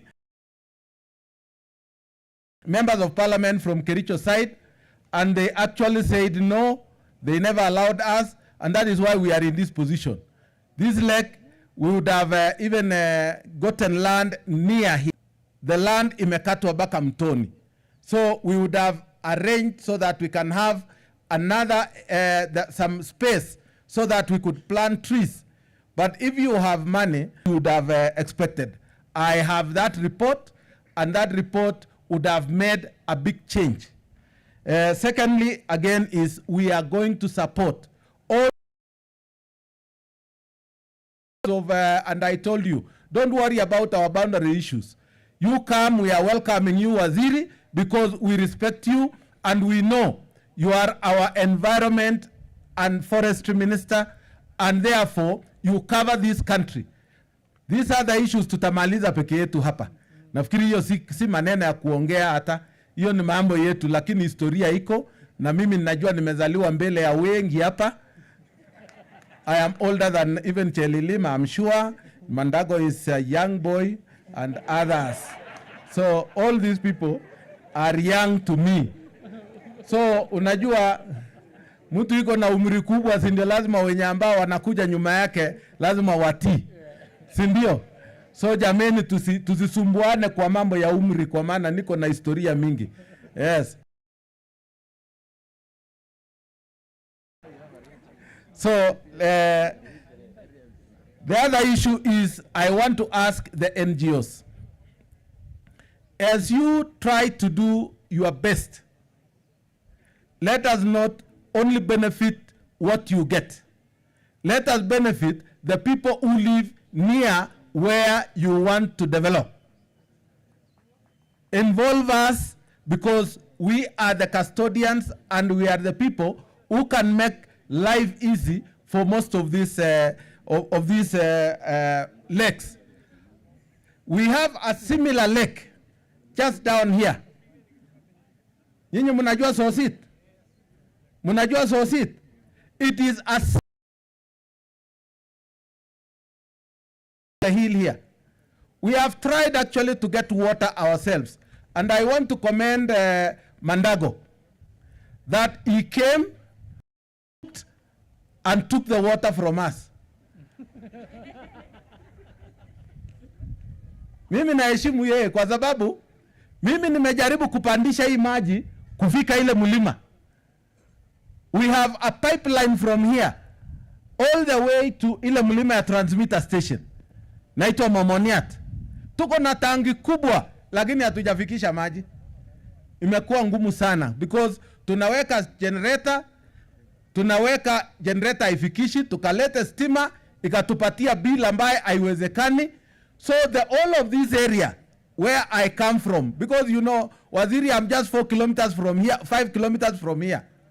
We don't have piped water in the whole of Mumbres area because of one thing. We are not able to move this water to the benefit of the people who live here. So we want some rocket science to come and God to help us so that we can get piped water. Because if you have money, to do other things. Think about the people who live near you. And I'm here. I'm one of the persons who don't have piped water. Bado tunaenda ile ya kufanyia namna hii. Sasa hiyo ni ndio unajua hiyo ni asubuhi ni baridi sana. Yes. So we don't have that water. So waziri, I know CEC environment amesema labda wanataka kufanya registration. Hiyo ni maneno tutakuja pamoja tukae chini. Hiyo italete maneno kidogo, lakini waja tu register ni yetu, lakini tukae kama tunajua it is a shared resource for this country, not for a particular area. Let it be a countrywide project. The other issue, waziri, I'm sure we are going to have a meeting very soon with you. You know, we have put, we worked with you to have the 5% CDF allocation done for environmental or climate change activity. And you have played a key role in that. And therefore, very soon, we want to have a paper to know how to guide the usage of that money, because we're going to be both shareholders in terms of environmental issues and also in terms of what we want to do, the development we want to do in our place. So we want to thank you that we're going to work together, and we shall be working together in all other activities which relates to the flagship projects for His Excellency the President. Finally, mimi nimesikia hapa neno moja tu ambaye imetajwa. Nataka nikuombe waziri, sisi tulizoea msitu. Au si kweli? Mulikuwa mnalima, mnakuwa na mambo ya kuchunga ng'ombe, na mimi najua Emilio Mugo anajua hii maneno sana, hata ele Markoko anajua hii maneno sana.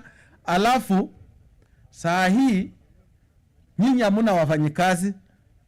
Zamani tulikuwa na wafanyikazi. Sisi ni wafanyikazi yenyu saa hii for free. Lakini kubalia sisi tupande hii mahindi ndio tusifanyie nyinyi kazi ya bure. Au namna gani? Mutapanda miti na mupande mahindi. Si ndio? Au mmekataa? Tunataka tufanye hivyo kwa sababu hata tukisema tree first can never grow where iko nyasi. Hata mahindi ukitaka kupanda lazima uweke ulime. Tena we need to zone areas. We need to zone areas, especially area where there is bamboo zone and water catchment areas. We need to remove cattle grazing in those areas so that the only glades which are in the forest we can graze on it, because those can even cause fires. So I want to ask that there should be a review. There should be a review on what we need to do so that we can be able to get the best out of what we have. So nataka niite, nimeona mbunge jirani yangu. Acha nimuite tu akuja aendelee. CPA, karibu sana. Karibu sana. Ndio hata ulikuwa umesema nichukue ile shule. Hata alikuwa amenipatia shule hapa. Si ndio? Asante sana Mheshimiwa Waila Maravin, Mheshimiwa Musa Sirma, waziri wetu wa mazingira na misitu, Cabinet Secretary Soipan Tuia, gavana wetu wa Uasin Gishu, Jelilim, Senator wa Uasin Gishu, PS wetu wa Environment, pamoja na itifaki zote. Nimeona waheshimiwa ambao wameweza kufika mahali hapa, women rep rafiki yangu kutoka Kericho County jirani hapa, Mheshimiwa Wanaina, mjumbe mteule, dada yangu kutoka Kwale, karibu nyumbani. Hapa ni nyumbani leo umefika hapa. Karibu sana. Mheshimiwa kutoka West Pokot Lote, pamoja na wakaaji wa sehemu hii. Emate sijamuona, kumbe Emate pia kwa mahali rafiki yangu. Unaongea na Lote hapo sijakuona. Pamoja na wakaaji wenyeji wa Kenya watukufu ambao wamefika mahali hapa. Bwana asifiwe. Bwana asifiwe. Ya kwanza nitaanza kwa kuomba radhi waziri, siku ya leo ilipotangazwa kwamba tutakuwa na hii hafla ya kukumbuka ni siku kuu ulimwengu ya Wetlands, na niliambia jana inaitwa arti ufu ama ni oefu, arti oefu, Kiswahili tunajifunza. Leo katika constituency yangu tulikuwa na mipango katika idara ya elimu na wasimamizi wa mashule yetu ambayo tulikuwa tumepangia, na ikawa kwanza tumeanzia hiyo shughuli kidogo na ikachukua muda. Lakini kwa hayo yote waziri, niruhusu tu nichukue nafasi hii nikukaribisha hapa nyumbani. Karibu sana waziri. Jana tulikuwa na PS wako na tulifanya kazi nzuri pamoja na yeye, tukasaidiana pamoja na Green Heart Organization ambao waliandaa mbio za kuweza kutayarisha rasmi siku ya leo kule Timboroa Primary, na tukafika mahali hapa tukaona andalizi hapa kwamba imekuwa tayari kwa ajili ya siku ya leo. Na kwangu tu nimefika kujiunga pamoja na viongozi wengine kwamba imewadia wakati mwafaka sisi kama Wakenya tuanze kujikubali kwamba hali ilivyo sasa si basuri, na tusipokuwa waangalivu, tusipojitahidi kwamba hili maisha yetu tuweze kufurahia, mimi na wewe tuna wajibu kuona kwamba tumetunza mazingira yetu kama tumefika hapa siku ya leo. Waziri, utapata historia, na mimi najua ndugu yangu Musa amekueleza historia ya hii mto. Miaka ya hapo awali, this dam ama this lake Narasha was so wide and extending to the other side karibu Boito. Lakini siku ya leo you can witness what is happening because of climate change and human activity around the water area and water lock area. Now unaona the lake has shrinked from where. That one tells us that if we are not concerned, if we will not be sincere to ourselves, if we will not be sensitive to the situation, then we only have to leave a devastating condition for the future generation. And since the is destitute, it is our responsibility not to destroy the environment for our future generation, but rather we can do it better than our earlier generation, especially now that we are informed, we are learned, we have been educated, we have felt the experience of climate change. It is our time that we need to come together. Hapa Uasin Gishu na sehemu hii nyanda za juu za Rift Valley, Baringo, sehemu za Inapkoi, tumebarikiwa sana kuwa na sehemu mingi sana ya wetlands. Hapa waziri, ukiteremka tu hapa, we have a place called Siliboy. I know you saw the other day president wa South Sudan now kituma mawaziri wake wakifika mahali pale, mahali alianguka na ndege, and they were coming to collect the history of how they were saved. And now it's the president of South Sudan place, because it is the only place we have that can build our Lake Victoria. It can build our what we call the Nile River that is going all the way to the Egypt area. We are doing a lot, waziri. We had a discussion the other day. You came to Parliament, and if you look at even the review amendments we have done to our NGCDF Act, we are now becoming sensitive in our application of our resources. Work together with our institutions, we were able to contribute to afforestation of our of our land in schools and even public places. So we've done that one, and we are committed to ensure that available resources ili niweze kukamilisha. Nimesikia ndugu yangu Musa, asante sana kwa kunisaidia kwa brief on my behalf, na hivyo tutafanya kazi pamoja. Ninakubaliana na Musa kidogo. Waziri, you remember I'm one of the members of parliament. I brought a petition to parliament in regards to the relationship of your KFS and the community around. But I want to report to you, since that time, a lot of improvement has happened, and the community around here can attest the relationship between your officers in the Kenya Forest Services and the community around has improved. It has been cemented more than that. And in regards to it, we are beginning to see such action being put in place. Only that waziri, saisi tunaona maneno ya forest inaenda kufunguliwa. We are seeing mwanza kuweka plan harvesting of plantations.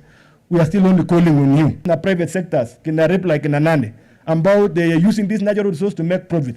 Can they contribute part of their profit and get back to such places where fence? Kuenda hapa waziri, tumepanda miti mzuri hapa na tunaona kiangazi inakuja hapa. Nema ningewauliza muweke pesa kidogo, employ vijana wawili watatu kutoka hapa waendelee kuirrigate hizi miti ili miti sihangaike tena. Ama namna gani? So tasherehe waziri, tumeweka mikakati na leo waziri amekuja ataongea na waziri wetu wa maji mahali pale. Hii dam imepimwa na imesurveywa. This water can serve all the way up to Isiolo. From this high point. If we put serious investment hapa, hii maji itaweka Uasin Gishu, itaweka Baringo, itaweka mpaka kule Turkana, mpaka kwa kina Lote. Na stability ya hii maji ni mingi sana. Zamani ilikuwa tunawaambiwa ati kuna ndume ili sasa hizi hakuna mtu ameweza kupima. Asante sana. God bless you. Karibu tena. Asante. Thank you so much, CPA Ruto. I want to thank the two area member of parliament, the two area MPs who have spoken, Honorable Sirma na CPA. Najua sasa tukiwa hapa, mimi na waziri tunafanya tu kazi yetu vile iko. Asante sana. Allow me to welcome my good friend Senator Mandako. Aongee na nyinyi. Asante. Aya, asante. Waziri wetu wa environment Tuya, karibu sana hapa Uasin Gishu.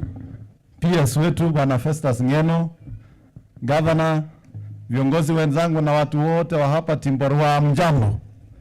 Kwanza kabisa waziri, mimi nataka kuchukua nafasi hii kuambia karibu na kushukuru wizara yako kwa kuchagua Lake Narasha ikuwe sehemu ambayo tutasherekea World Wetlands Day. Hapa leo katika uwango wa kitaifa ni sehemu sasa ambayo imejulikana. Na kwa hivyo nataka kupongeza watu ya NEMA na County Commissioner na wale washikadau wote ambao wameshiriki kuhakikisha siku ya leo imefaulu. Mheshimiwa Waziri, jinsi nimeona kamati ya bunge ambayo inahusika na maneno ya environment wamekuja kwa wingi, wameonyesha kwa dhati ya kuwa wako nyuma yako kuhakikisha mambo ya environment katika Kenya hii na sheria zote ambazo zitahitajika katika bunge zitapitishwa ili kuwezesha wizara yako na Kenya kuweza kurejesha mambo ya mazingara katika sehemu bora. Tunataka kushukuru waheshimiwa na tunawaambia asanteni sana. Na Mheshimiwa Beatrice Kemei, Women Rep Kericho, karibu. So, tunataka kushukuru. Ya pili, Mheshimiwa Waziri, kwa mambo ya wetlands na conservation, jinsi ambayo mmeweka pamoja na NEMA na yale idara zingine, sisi tunataka kusaidiana na nyinyi katika kila county wetlands iweze kuwa identified na sisi kama viongozi waweze kufanya conservation. Mimi na Mheshimiwa Sirma, kwa sababu yeye alikuwa governor kabla katiba ibadilishwe tukakuwa na magavana, na mimi ni governor nimeretire, tumesema ndio tumalize hii mambo ya boundary, tutaanzisha project, lakini title deed iko kwa save ya Chelili kule county headquarters. Mheshimiwa Waziri, hapa kwa hii Lake Narasha, mimi nataka kuungana na Mheshimiwa Sirma. Tunajua hii si kazi ya idara yako, lakini tunajua kupitia kwa partners ambao wewe kwa wizara yako unaweza wapata, hiyo tank ambayo imejengwa kule Momoniat, maji itafika kwa hiyo tank, alafu MCA Ngondi na Governor Baringo wafanye distribution ya maji, hao wananchi waweze kupata maji. Lakini ile mimi ningeomba, kwa sababu tuko na idara mbalimbali ambao sasa wanahusika na mambo ya environment. Mheshimiwa Waziri, hao wananchi ambao wameishi karibu hapa na wameona ni sehemu ya ukulima, wakati wamefanya kilimo, mchanga mingi inaletwa katika kwenye hii damu. Kama ingewezekana, jinsi Sirma alikuwa ameweka mpango zamani, hao wananchi waongeleshwe, tuone kama wanaweza pewa sehemu nyingine ama wapewe conservation, so that we can expand this place. Kwa sababu mahitaji ya maji ya affordable housing ambaye inanuia kubuni nafasi za kazi. Kando na nafasi za kazi ni kupatia watu sehemu safi ya kuishi. La taifa la Kenya, maji mengi yatahitajika. Kwa hivyo wizara yako sisi tutaunga mkono maradufu, kwa sababu tunajua itakuwa suluhu ya mambo ya maji mijini na pia mambo ya maji kwa mambo ya kilimo. Kwa hivyo waziri, sisi tunakupongeza na tunakuambia karibu hapa, tutashirikiana na wewe ili tuweze kuboresha mambo ya maji. Pia mimi nikiwa hapa waziri, nataka kushukuru kwa sababu kwa wale watu umepatia kazi katika wizara yako, ni mmoja wao ni Mary Njogu, huyu alikuwa CC wangu for 10 years and she did an exemplary job in kule Kapseret, and we still want to support you and thank you very much for that appointment. We are very grateful as a county, kwa sababu atatusaidia pia kuendesha mambo ya mazingara hapa. Nikimalizia Mheshimiwa Waziri, jinsi mbunge wa sehemu na rafiki yangu Le Marco kwa wako hapa na chairman na wale wengine mnajua mko hapa. Tunajua sasa kuna mpango vile serikali imepanga. Hii program haitakuwa random kama ile zamani alafu forest inaharibika. Katika hiyo planning, Mheshimiwa Waziri, tungeomba kwa sababu there are various procurement methods that can be used within. Tuangalie zile mbinu ama methods of procurement ambazo ita encourage pia hawa watu ya community kupata miti kidogo. And I also want to tell the large, musikuwe na shaka, these small sawmillers wanataka miti 200, wakipewa 200 wana harvest 6 months. Wewe ukipewa 5,000 una harvest kwa mwezi 2. Sasa hata wewe punguza tamaa, allow a certain percent ni watu wapewe, watu ya pawaso, watu ya kushaka na tinga. Hata kama mtu anaenda na msumeno kama ile ya Wakisii zamani ya kupigia mbinja, wala usiongeze kitu kingine ya kusukuma mbao haraka haraka. Mnajua hiyo kitu watu wanaongeza. Wapate tu hiyo kidogo kidogo so that everybody gets busy, everybody feels appreciated, and in a way pia community hapa pesa kidogo kidogo inaanza kusunguka, na hiyo ndio mambo ya bottom up, na hiyo ndio mambo ya kuhakikisha shilingi inaingia kwa mfuko. I know your ministry waziri, na mimi najua wewe kwa upande wa kina mama kwanza, we have no doubt. Kuna wamama hapa wameingia kwa cooperative, hao hata wataki mambo mingi. Wanasema tusipopewa hata ile ya mbao, si hata ya kuni ni pesa. Kwani ukiuza mbao na uuze kuni, kuna pesa itasemekana ilikuwa pesa ya kuni? Si pesa ni pesa. Ya mwisho, wananchi wa hapa na taifa ya Kenya, mambo ya conservation, let us be serious about it. Kuna mambo mimi sitakubaliana na watu wengine. Kama tumesema hii sehemu itafungwa, basi hii sehemu mambo ya ng'ombe, we must agree that tuachane nayo, because kama unataka maji uamue. Na ujue hii maji ni uhai. Kuoga ni maji. Kupika chakula maji. Ukikuwa mgonjwa sana kwa hospitali unaongezewa. Kwa hivyo maji ni, sasa tuamue whether we want us to live ama mnataka tukue mbolea ya miti. Unajua pia tukienda pia tunaweza kuwa rotuba. So you have to choose. If you want to become only fertilizer, it's up to you. But I think for some of us, because this country is so good, na hii nchi vile mambo inaendelea inaenda kuwa mzuri, mimi sitakuwa mbolea hivi karibuni. So mimi nitajitolea kwa mambo ya mazingara na mambo ya kuchunga maji. Kwa hivyo kama unaishi kwa wetland, kama unaishi karibu na forest, mambo ya kwenda kukata miti ambayo haiko kwa program ya harvesting, sisi tutashirikiana na KFS ili kuhakikisha harvesting is only happening in the planned, authorized, properly procured, na kila mtu apate nafasi ya kufanya kazi. Kwa hivyo sisi tutashirikiana kuhakikisha mambo ya conservation. Mambo ya seedlings, waziri CEO wa KEFRI ameongea hapa. Mimi kama senator ya sehemu hii, mimi nitaomba tu mbegu ya bambu. Mimi nitashughulia, nataka nipewe wetland yangu. So NEMA, assign me my wetland. KEFRI mnipatie mbegu. I will not ask you for anything. Labda nitawauliza mkuje mlonje.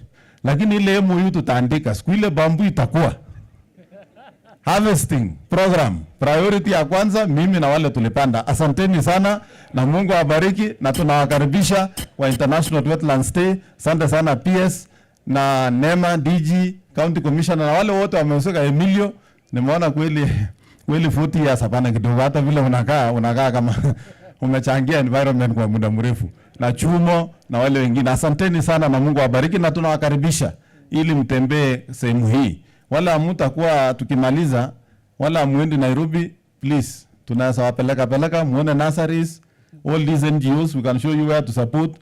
Kwanza wale watu ya Safaricom, rafiki yangu najua saa hii nikipiga simu iko kitu inaingia, nikienda WhatsApp kitu inaingia huko, so you are the first casualties na target kwa hii program. Asanteni sana na Mungu awabariki. Thank you so much, Senator. We appreciate your comments. I'm pleased to join you, our chief guest, in this year's commemoration of World Wetlands Day by recalling the mission of the Ramsar that the conservation and the wise use of wetlands through local, regional, national actions and international cooperation as a contribution to achieving sustainable development goals. The mission of Ramsar is aptly captured in this year's global theme, wetlands and human well-being.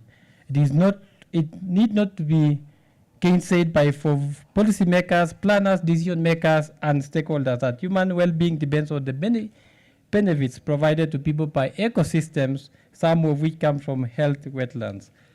Our Honorable CS, our chief guest, this therefore underscores the importance of wetlands, identification of their relevance, importance of their conservation and wise use, as well as securing benefits they provide in terms of water, carbon storage, food, energy, and biodiversity and livelihoods. And there are 5 linkages that I wanted to just mention here as I conclude.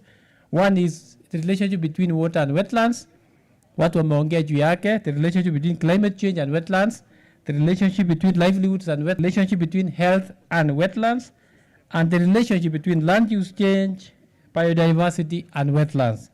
In conclusion, Madam CS, is to mention, I saw a quote in the morning today that wetlands are our wealth lands, and they are not our wastelands. So I thought that I needed to put that across, that our wetlands are our wetlands and not our wastelands. And therefore, with those few remarks, Madam CS, nimetamatisha kipindi ya kuwa MC. Allow me now just to mention to Honorable Member Emate, my committee member, that there is World Desertification Day. And I think CS, I saw giving a nod that we will come to Turkana on Monday, 17 June.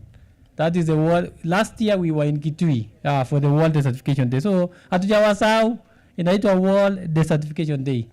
With those few remarks, Madam CS, allow me now to welcome His Excellency the Governor of UASIN GISHU to deliver his remarks and to welcome you on this occasion. Karibu sana, Governor.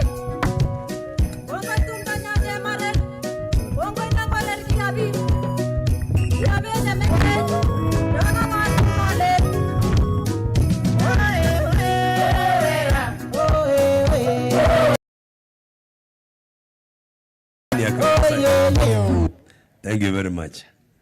Asante sana, Bwana PS. Allow me to read this speech very fast, make a remark, and then welcome our honorable chief guest today. Girls High School in a stream called Delta. And I'm happy you've really changed. You don't look like those days. Principal Secretary, Environment and Climate. All the teams who are here to support this program, distinguished ladies, guests, ladies and gentlemen, good afternoon. First and foremost, I extend a warm welcome to the County of Champions, Sirma, County of Champions. I express my gratitude to the Ministry of Environment for your exercise. The just concluded tree planting initiative has not only contributed to the expansion of our green cover, but also played a pivotal role in fostering a heightened environmental consciousness within our community. This year's theme, Wetlands and Human Well-Being, serves as a key reminder for the intricate relationship between the health of our wetlands and the overall well-being of our community. It aligns seamlessly with our commitment to safeguarding these vital ecosystems. As human beings, we find ourselves on the red alert for being direct contributors to the degradation of our wetlands through unabated pollution and relentless land conversion in our pursuit of economic development. Ladies and gentlemen, it is imperative that we collectively reassess our strategies if we are to give the next generation the privilege of enjoying the rich biodiversity of our wetlands. Gone are the days when the streams were a source of refreshment without a second thought about repercussions or illness. At the moment, no one can drink the water from the stream or wetlands. In the present age, such actions are deemed unthinkable, emphasizing the urgent need for paradigm shift in our environmental practices. Human activities, particularly prevalent in our agriculturally rich region, stand as the principal contributors to the ongoing destruction of wetlands. The rampant deforestation and the burning of swamps for farming purposes have resulted in adverse consequences such as climate change and widespread soil erosion, as underscored by the findings of United Nations climate change reports. Madam CS, I take this moment to reaffirm my administration's commitment to healing and reviving our vital ecosystems, which have long borne the brunt of human activities. In response to President William Ruto's visionary call to increase our forest cover to an ambitious 15 billion, we successfully. Hence, my clarion call is for concerted efforts in the management of soil health, integral aspect of our border restoration strategies. Finally, mazingara yetu. Tunataka kusema tunashukuru sana vile tuna fence hapa. Mimi kama governor tutashikana pia na governor Cheboy tuone jinsi ya kuchunga hii this lake. Pewa kura mingi sana. Pewa kura mingi sana hapa. Sijui hapa ni wapi. Hapa ni wapi? Pewa kura mingi sana hapa. Sijui hapa ni wapi. Hapa ni wapi? Nani alisema tutafika hapa Musa? Mwalimu Hamad, nani alisema tutafika hapa? Hapa kuna watu wengi walitupatia kura. Na mimi nataka nichukue nafasi hii tukaribishe Madam CS, alafu ndamaliza kusema asante sana saa. Nilikuwa nafikiria watasahau waseme. Karibu sana Madam CS. Thank you very much, Governor B. At least County Commissioner alisha train watu, so mambo ya kusema Madam Waziri saa hakuna hapa. Your Excellency Governor Jonathan B, aka Koti Moja, and also happens to have been my librarian in high school.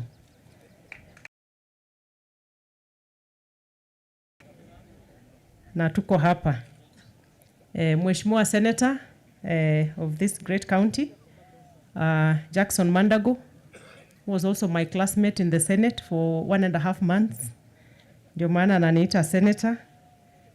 And we are going to take seriously your offer to adopt a wetland.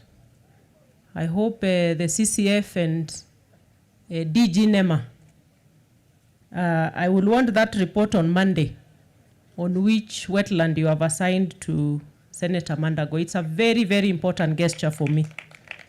And I thank you for taking that initiative. Na hiyo mambo ya bamboo pia, hatuwezi kosana, sini partnership. Na iko carbon markets kwa bamboo, so ni vitu mingi. The Principal Secretary, State Department for Environment and Climate Change, Engineer Ngeno, honorable members of Parliament, na tuna National Government CDF Committee Chair, Honorable Sirma, the area MP, Honorable Ruto,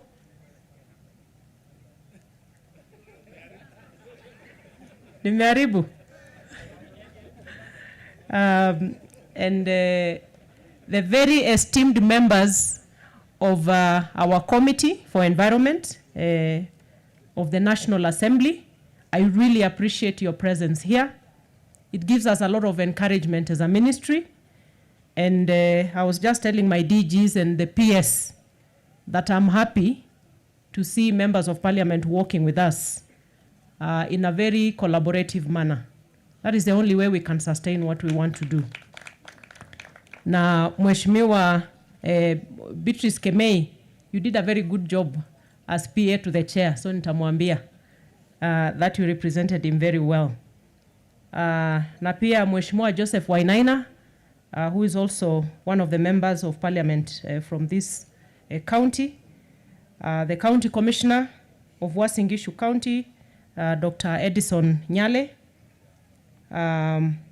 Chairperson, NEMA, Mr. Emilio Mugo, and all board chairpersons who are here, NEMA, Board of Directors, Kenya Forest Service, the CCF, heads of agencies.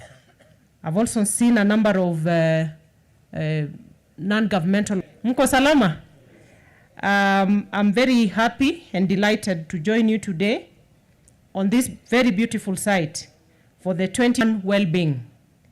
And it fits in very well with my ministry's 10-year National Landscapes and Ecosystem Restoration Strategy, ably led by His Excellency President William Ruto, where we are working to grow 15 billion trees by the year 2030. And in this strategy, one of our main intervention areas, and we have 11 of them, is the protection of wetlands. And that makes me happy to be here today, and in no other site than this very historic Timboroa Lake Narasha. And I can assure all the stakeholders here that I normally like very holistic action. And PS knows, and my DGs here, that we must finish what we start. So with the fencing, it needs to end in good time. Ours might not be a very heavy gauge fencing, but at least it will keep away the animals and a lot of movement within the wetlands. But we must step in immediately to have a very holistic plan for the water and troughing, to make sure pia kuna water troughs inaenda nje ili ng'ombe waweze kupata maji na wananchi pia waweze kupata maji in a sustainable way. So as this fencing goes on, we need to start that, and my teams here know that when we go back to the office, let us bring everybody on the table. The Ministry of Water, the county government, we have the CECs here. I know Governor will assign us the right people. We sit on the table, pull our resources together, so that come next year, World Wetlands Day, we will be marking Lake Narasha as a success story of what we've been able to achieve in restoring water flows once again in this region. The choice of this site, Timboroa Dam, known to many as Lake Narasha, as the venue of this year's World Wetlands Day, is of great significance to us as a ministry and reflects the high importance we attach to restoration of wetlands as oases of livelihoods for communities and drivers of Kenya's socio-economic transformation. At its prime, this dam, whose source of water is the nearby Timboroa forest, and by extension the large Amao ecosystem, supported thousands of livelihoods in this agriculturally rich region. Its decline over the years due to human activities has led to a reduction in its ecological and socio-economic benefits. I am informed that Lake Narasha is one of Kenya's key bird sanctuaries, but the population and species of birds has reduced significantly over the years due to its shrinkage and pollution of its waters. Kenya is blessed with a diverse range of wetlands, including freshwater wetlands, seasonal wetlands, lakes, rivers, dams, and marine wetlands. Wetlands cover approximately 4% of Kenya's surface area and play a vital role in the provision of critical environmental services, such as being nature's filter for water, replenishing of springs, and shielding populations from floods. The same way we say that our forests are the lungs of the earth, the wetlands therefore become the kidneys, and we need to take their protection very seriously. They are also nurseries for crops and heavens for many birds and fauna. Wetlands are the silent guardians of our health as they provide oxygen, which is essential for our survival. I am happy to say that through NEMA, we have been able to do a mapping of all the wetlands in the country. We are still trying to ascertain whether we have done a very exhaustive assessment, but we have 10,000 wetlands that are listed all over the country. And I don't know of any county in this country without a wetland. When you come to my office, you will see a map of 10,000 wetlands that have already been mapped by NEMA. It is the first step mentioned. We have an array of strategies. We have the wetlands policy that we have the very intention of implementing to the core. Kenya's rich wetlands are facing diverse challenges. And if these challenges are not resolved, they will threaten our health and survival as human beings. Most of Kenya's wetlands, especially those occupying arable lands, are first being turned into agricultural and human settlement. Human encroachment of wetlands, forest management, participatory practices of wetland management. But we all have to take our responsibility and face me and say, this is my title, right by the riverbank. So like I said the other day, I want to invite Kenyans who have titles. If you don't, we have to revoke them. And and that there is no negotiation about that, because then we will be doing a zero-sum game life. So we cannot continue the way we are doing. You will find rivers that have completely dried off. Governor, that I think I want to congratulate the communities around here, both from the Baringo side and the UASIN GISHU side. This is a showcase of a very people going in and killing the wetland. I have seen 2 eucalyptus trees. I want to tell KFS, I think we need to harvest trees immediately. Let's harvest them. We put the right species around these wetlands, because this to do today. So the issue of encroachment, ladies and gentlemen, hiyo ni mambo ambayo tutakubaliana na sema mambo ya power, so sijui ile kitu ingine ya kufanya ya kukoroga na Governor, mnatafuta tenda ya kukata mti mbili. Lakini naona negotiations mingi ni kama watu wanatafuta tenda ya kukata ni mbili tu. Tuachie KFS wakate hii mbili. So here in UASIN GISHU, for instance, we have vast lands belonging to the former, as I am told, East Africa tanning and extract areas that need protection. Consequently, the wetlands in these areas have been converted into agricultural land, leading to diminishing water resources for a county and region that is very blessed with rich biodiversity and excellent climate. The scarcity of water will eventually lead to diminishing agricultural production and poor sanitation, which, as I say, will end up being a zero-sum game as we seek to also sustain livelihoods as we conserve the environment. As we mark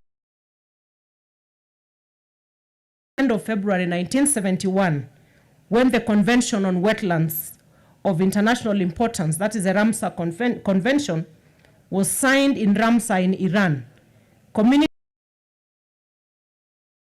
national and county levels are called upon to embrace sustainable use of wetlands. That includes protection of wetlands that fall within private and public lands, cultivation of agricultural crops that support full restoration of healthy wetlands.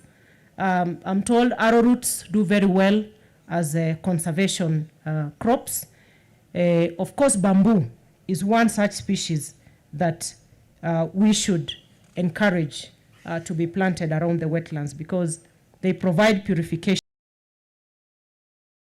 controlling siltation.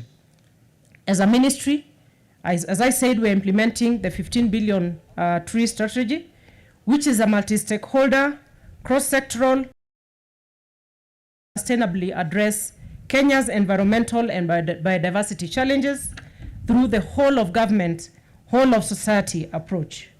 Whole of government and whole of society approach means that each and every individual Kenyan, as well as our partners and friends, have a role to play in restoring our country's degraded landscapes and ecosystems, including wetlands.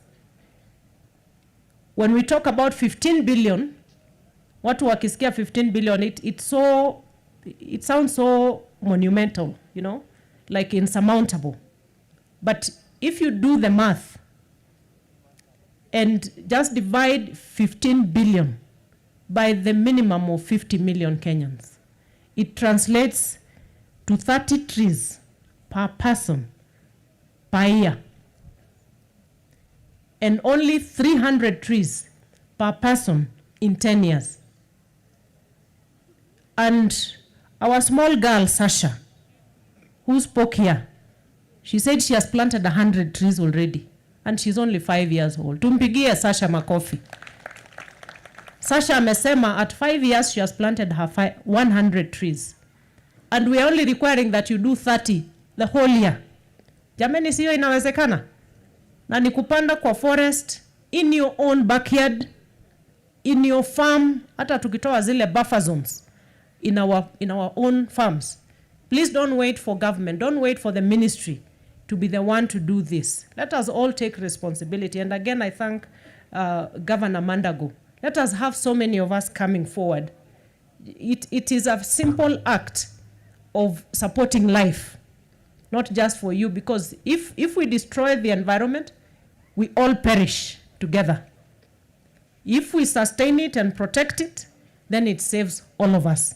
So hakuna mtu atakaa kwa kona yake kusema mimi ndatengeneza yangu peke yangu. We have to pull each other together so that we realize success together.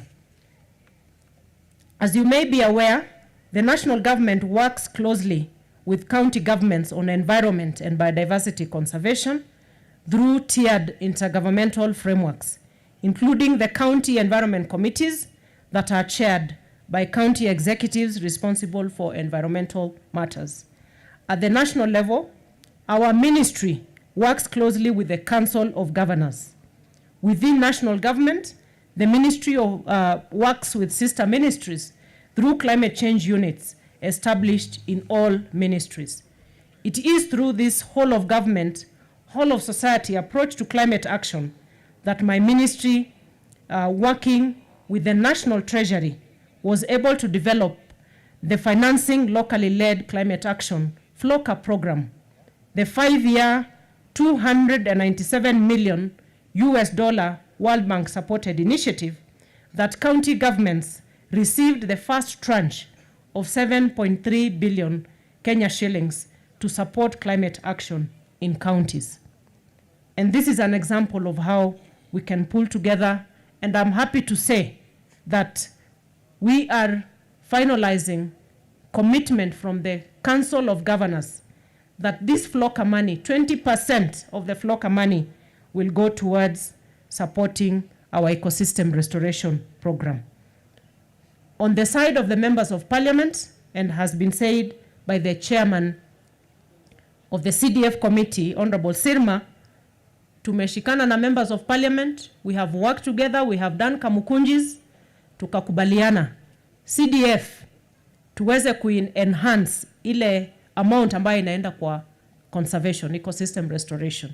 And I'm thankful again to my committee members, the chair of CDF, for supporting us and supporting the country, because we are supporting each other by agreeing to up the CDF allocation to 5% that goes towards environmental activities. Sasa tutaketi pamoja, tukubaliane jinsi ya kuweza kutumia hiyo 5% in a most effective way. And the same way, how we will use the 20% FLOCA with the governors in a very effective way. Now, just sitting down with the governor, be there. The most critical thing, we want to encourage our governors, come up with green zones within the cities.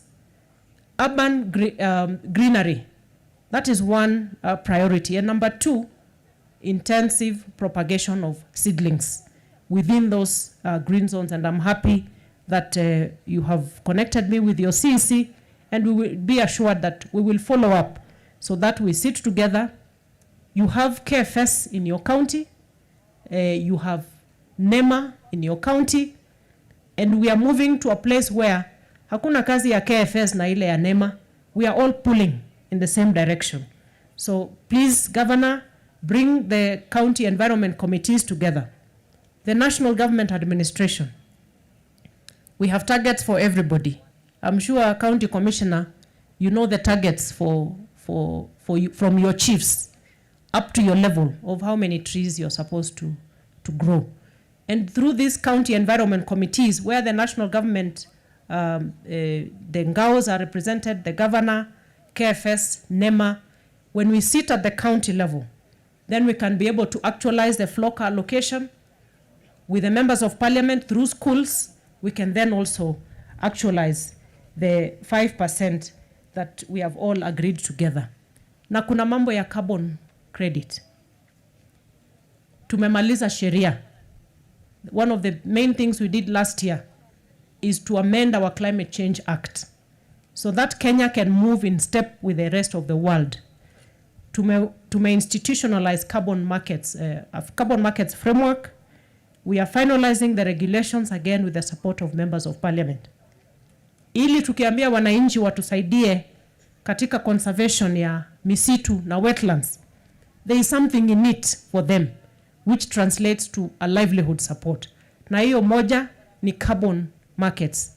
Kwa muda mrefu carbon trading imefanyika Kenya, but ukienda kwa village, not even village, hata ukienda kwa governor umuulize kuna carbon credits zinakuliwa kwa county yako, you have no idea of how that is happening, or even members of parliament. But now the law is there. It has been done elsewhere. We must do that and devolve it to the lowest level. Ndio hawa CFS wakitufanyia kazi wapate pesa ya carbon credit in a very transparent fashion. And I'm ensuring that the regulations that we are going to release to parliament in the next few weeks are going to ensure that ile benefit sharing is transparent, na kuna accountability. The same thing Mheshimiwa from Turkana said, we have just finalized a framework to bring a sovereign green bond. Again, that is in support of climate financing. We need the money to put our country in shape. Ndio tukisema tufanye infrastructure ya maji, we conserve, we plant trees, we get money from carbon credits, we are able to do development. So I would like to assure the county government, the members of parliament, all our partners, and in this coming week I'm meeting the private sector, CEOs of banks and different institutions, so that we pull together and support all the efforts that the government is doing. Allow me to conclude by reporting that recent efforts by NEMA and partners, including host communities, to restore some of our country's wetlands are giving very encouraging results. In July last year, I visited the Chalbi Desert. Sijui ni wangapi wamefika Chalbi Desert. It's the largest desert. I can see Dr. Chumo has been to Chalbi, and also Mugo. Chalbi, I think, is the largest desert we have around this country. Yeah, in Kenya. And just the mere act of fencing off a section of the desert, because again, Chalbi Desert has a lot of wetlands which are lying idle. Ukifence too, work a fence around a small area. It regenerates. You have small lakes and water points all over Chalbi just by fencing. So I want to encourage all of us and say that when we put in effort to conserve, the environment pays back immediately. But when we don't do that, then we get also instant justice in the other way, you know. So we can pride ourselves that we have Tiniko, Hori, these are wetlands that have been fenced and they have regenerated in a very amazing way. Kalacha, and we also have a wetland in Narok called Nkongwenkare. We have the likes of Ondiri Dam, which feed the Nairobi River's ecosystem. Tumeona kwa macho that when you put in a little effort to conserve these wetlands, they restore our water volumes, they support livelihoods, So I like to say it's a low-hanging fruit. So Governor, members of parliament, members of the community, our private sector, NGOs, let us pull together because we are going to see results. As I conclude, I want to say that I'm aware of the spillage that has been talked about here that happened in the 80s. And I think it has taken, is it 90s? In the 80s from an accident. And I'm told that there could still be remnants of the oil that actually spilled here. And I have just instructed NEMA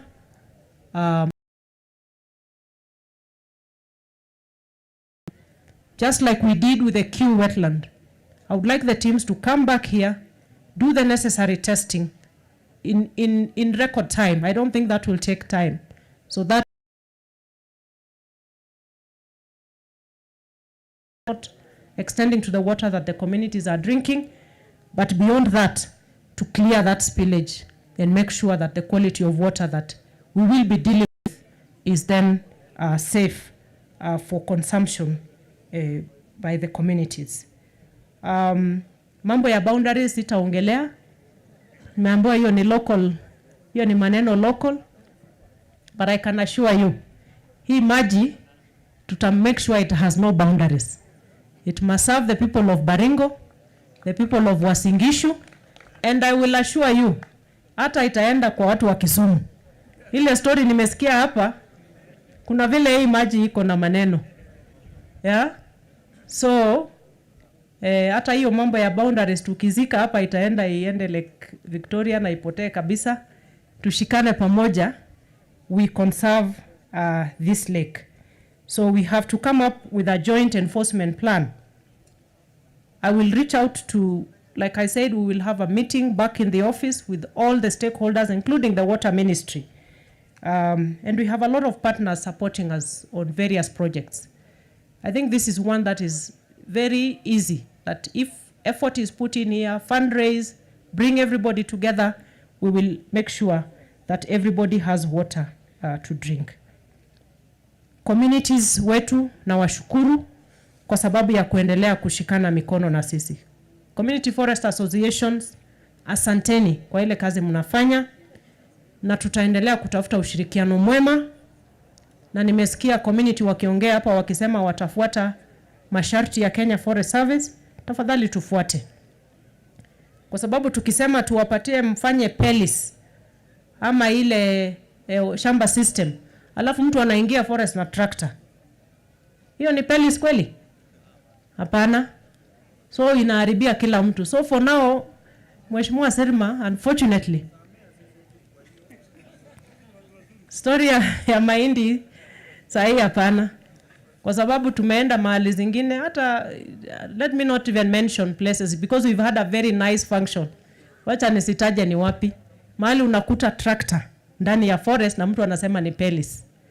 Mahali unakuta mahindi iko juu na hakuna mti hata moja, mtu anasema ni pelis. You know, that's not fair. Sasa ndio imeharibu kila kitu sahi. So let us just keep off the forests for now. In fact, our biggest priority is fencing. Once we fence, maji itatiririka, itoke kwa forest, iende mpaka kwa wananchi na irudi kwa mito. Na tukifanya hivyo, we will be helping all of us to support our livelihoods. Lakini communities, the Kenya Forest Service have instructions. Mambo ya vita na wananchi, hiyo lazima ikome. Watu tushirikiane pamoja. Ukiambiwa mtu si kila mtu anataka maji. Yeah? Na mambo ya forest plantations, I know many leaders have talked about that. We want the first line of defense of our ecosystems to be the beneficiaries. They must be the ones benefiting, in as much as we have every other Kenyan who wants to come and, also do extraction and harvesting. We have to make sure we are taking care of the very smaller sawmillers. Kenya Forest Service have those instructions. So that wale wako first line, pia wakati kuna hiyo harvesting, it has to benefit them, waone faida. na wale wamekuwa wakipiga kelele kusema ati hakuna harvesting ni watu hawaelewi mambo ya misitu. Because if we have commercial plantations, they have a time frame. You plant an exotic tree after 20, 30 years, Mheshimiwa Sirma unajua, it has to be harvested. And we are working to restore our wood market in this country so that we stop importing toothpicks. And what will feed that is our commercial plantations. So tutashirikiana hapo tuhakikishe the forest adjacent communities are also benefiting the right way.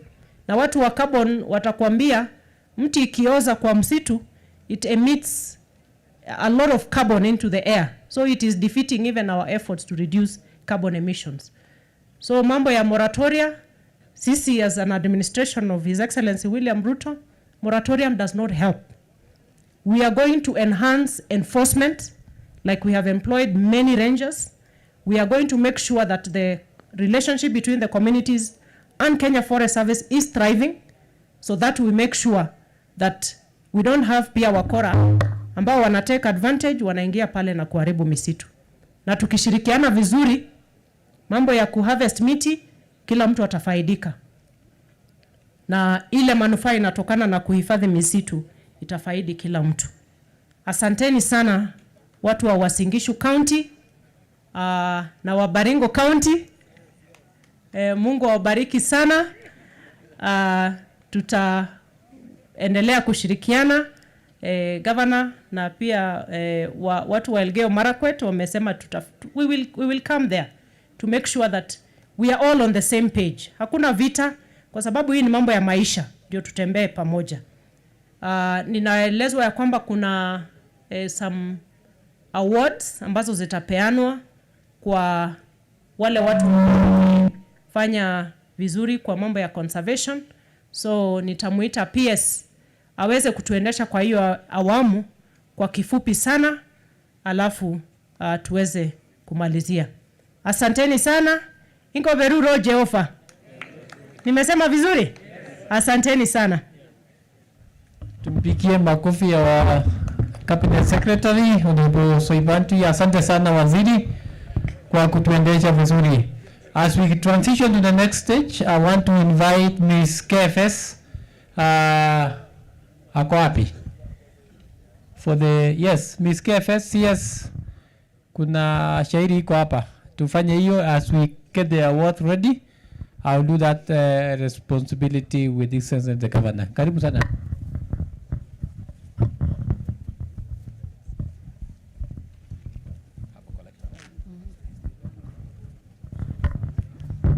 Thank you very much.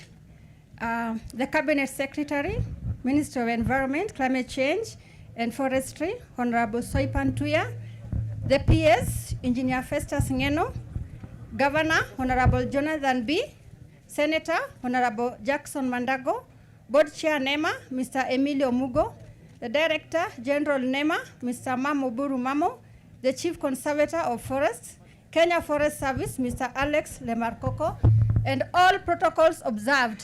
Good afternoon. I am June Anyango, the Miss Kenya Forest Service 2024, and I'm very glad to be in this place this day, and especially when we are celebrating the World Wetlands Day. It's a very important day for us, and especially to me as Miss Kenya Forest Service, because this is where tree growing comes in handy. We all know that when we plant trees, trees bring water, and water brings food. When water brings food and we have food security in our nation, we are safe. So I'm out to encourage all of us to plant trees everywhere, in all functions, and all the time. We are going to bring a song that is basically sensitizing all of us to embrace the culture of tree growing so that we have a good environment. Welcome.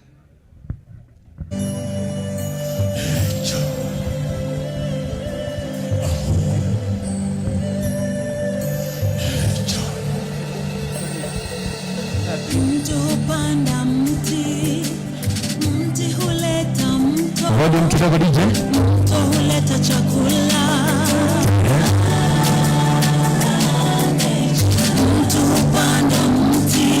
KFS 2024.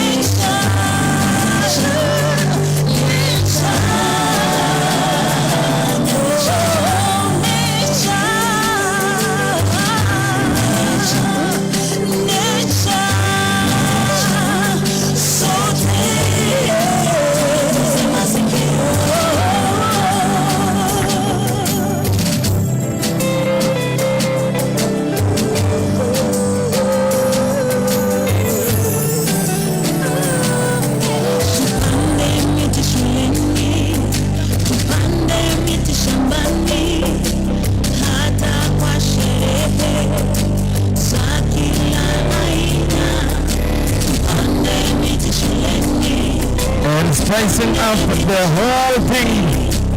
Vera Beauty College.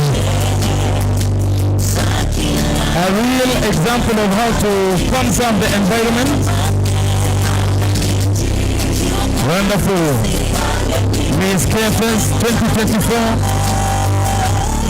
in collaboration with Vera Beauty College, showcasing how to conserve environment. Badala ya kuchafua mazingira, tumia zile vitu ambazo ungezitupa pale uweze kuchafua mazingira, utumie kutengeneza nguo ambazo ni maridadi kabisa. Badala ya kutupa nywele zichafue mazingira, tengeneza na nguo nzuri sana. Unaona sasa jiji la Eldoret umeweza kung'ara kabisa. Bila shaka ni Vera Beauty College kwa ushirikiano na serikali ya kaunti wamehakikisha kwamba jiji la Eldoret imeweza kung'ara, hauwezi kupata takataka. Zile ambazo zingekuwa takataka katika mazingira unatengeneza nayo nguo. Huku ukipata ujumbe kutoka kwa Miss Kenya Forest Service pamoja na Mr. Kenya Forest Service 2024. Nature dancers. I tell you. Wanaonyesha mitindo yao na miondoko mbele ya gavana pamoja na seneta na mjumbe wa hapa, na viongozi wanaweza kufurahia kweli. Wonderful. Wonderful. Many thanks, Miss KFS 2024, Mr. KFS 2024, Nature Dancers, together with Vera Beauty College. Wonderful. Celebrating World Wetlands Day 2024, happening right here at Timboroa Dam, or if you may say Lake Narasha, inside KESSES sub-county, UASIN GISHU county. Miss Environment, Vera Beauty 2023. Wow. Tupige makofi ya Miss KFS. Asante sana. Thank you. Asante. Wonderful. Thank you, Vera Beauty. Thank you, Miss KFS 2024. Thank you, Mr. KFS 2024. Makofi tafadhali. Asante sana. Kauli mbiu tupande miti. Asante. Kwa hivyo niweze sasa kumkaribisha Mheshimiwa PS ambaye atatuongoza wakisaidiana na gavana ambaye atatuelekeza ni Director General. Tafadhali, karibu. Asante sana madam, karibu. Utatuelekeza halafu waweze kuzawadiwa na PS pamoja na gavana, those who have excelled in various capacities in conserving the environment. Thank you very much. We have trophies and certificates sponsored by NEC, that is National Environmental Complaints Committee. Without wasting time, I want to call upon Hana Community CBO trophy and certificate. Hana, mko wapi? Followed by Eldoret Iten Water Fund. Hana wako wapi?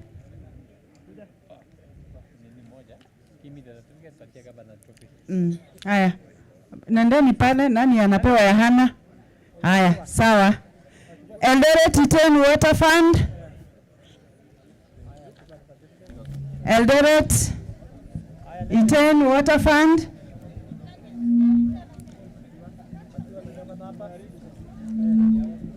Aya, mnachukua tu pamoja.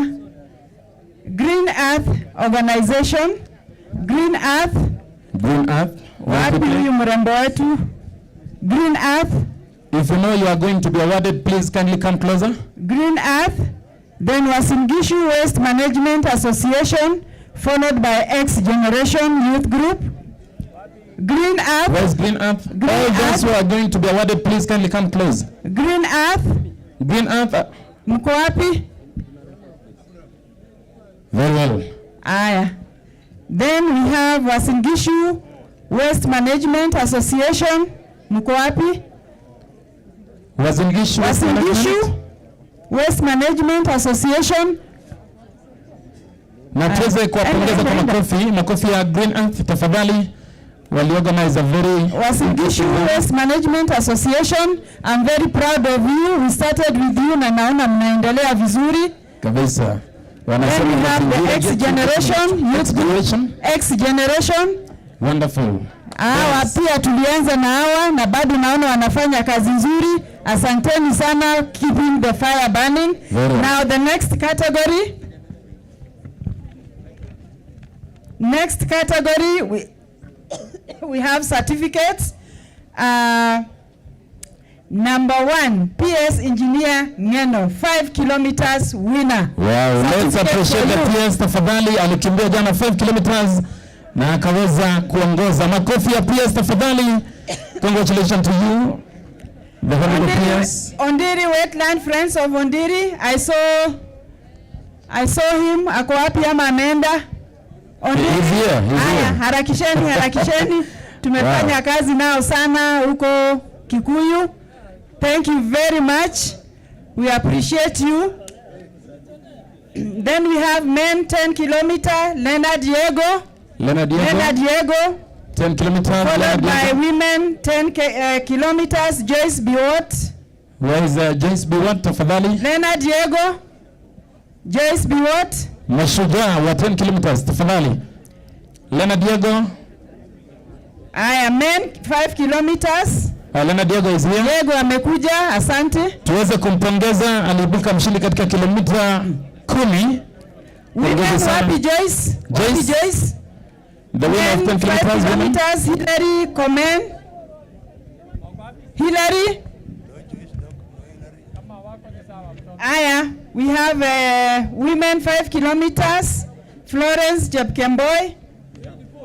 Florence Jepkemboy. Florence, weni chukua kwa niaba yao. Very well. Yes. Pongezi sana. Then we have Miss Environment, Michelle Jemtai To. Miss Environment, UASIN GISHU 2023. Yes, congratulations. Congratulations to you. Miss Environment, Pia Faith Murugi. Faith, ako wapi? Wapi Faith? Ndio hapa. Aya, harakisha. Very well, Faith. Congratulations to you as well. So thank you very much. We appreciate each and every one of you for making this day a success. Then we have other certificates. Those will be issued later. Thank you so much. Thank you. PS, thank you very much. Governor. Thank you. We can get back to our seats very briefly. Asante sana. I want now, Your Excellency, I want to invite the CC member for environment, Dr. Sam Kotut, to move a vote of thanks. Then we will close with a word of prayer and we call it a day. Karibu sana waziri. Uweze Bona CS Soipan Tuya, who was here for today. I want to move a vote of thanks as follows. And for making all of us have a good health to be able to come here, because if it was not God, we would not have been here, all of us. So I thank God for being with all of us today. Number two is to thank the CS for gracing the occasion, for making this day a success, and for coming with the team from Environment, Forestry, and Climate Change. Number two, I want to thank all stakeholders. I want to begin by thanking our County Commissioner, team from NEMA, who co-chaired the teams who were planning the Wetlands Day, and this has been a success. Thank you, team, and all the members from county government, from DCC, from ACC, and so on, all people who made this day a success, including all chiefs who came and managed this day a success. I want to thank members of county government, the people from environment, especially Parno and Solomon KU from environment, who co-chaired the meetings and made the days to be success in the planning of this Wetlands Day. I want to thank the community from Baringo and from also UASIN GISHU for coming this day. Na washukuru nyote kwa kufika mahali hapa ili tusherekee pamoja na tufunzwe maneno ya kuhifadhi mazingara na wetlands yetu na forests. I want to thank also the stakeholders, including the Green Earth Movement, including Safaricom, all the stakeholders who played a part, who contributed resources and their time to make sure this day is a success.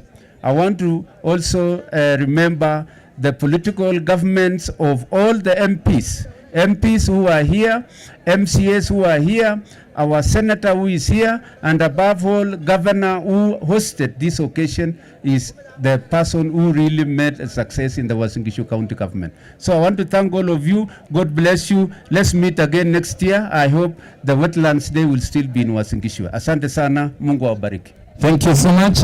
Nitaomba basi tusimame sisi wote, we do the national anthem, and then I will invite Madam Joyce Okumu to come here so that she will close with a word of prayer. Director Solomon has an announcement to make.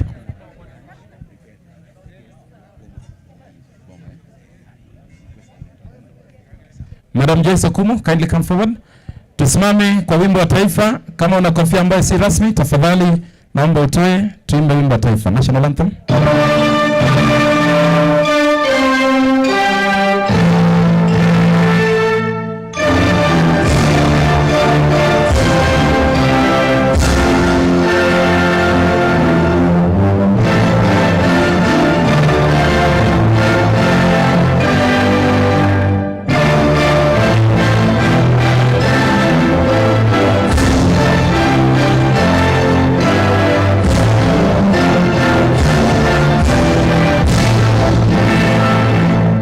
As we remain standing, Madam Joyce Okumu to close with a word of prayer. Let us pray and thank God for this day. Lord God Almighty, righteous Father, King of all glory, Jehovah Rapha, we bless your holy name. We adore you. God, we say thank you. Thank you for the way you have led us in this meeting, oh Father. Thank you for giving us the strength to enable us fulfill the purpose that we had set for this day, O God. Let all the glory and honor be unto thee, O Jehovah. We thank you, Almighty God, for the leadership, O my Father. We thank you even for our president and the minister, O God, and all the workers, Almighty Father. May you give them continuously thy wisdom, O Lord. As people travel from this place, O Father, we pray that you may grant them journey mercies, O Lord. The plants that we have planted, Father, may you enable them grow, O Father, that the glory and honor may be unto thee, O God. You are the first creator of the environment, Father, and we invite you in everything that we do. Even as we go forward, Lord, continuously give us the wisdom, Almighty Father, and bless our leaders, O God. In Jesus' holy name we have prayed and believed. Thank you so much, ladies and gentlemen. We've come to the tail end of our program today. My name is MC Max. I wish you a prosperous new year 2024. Asante sana.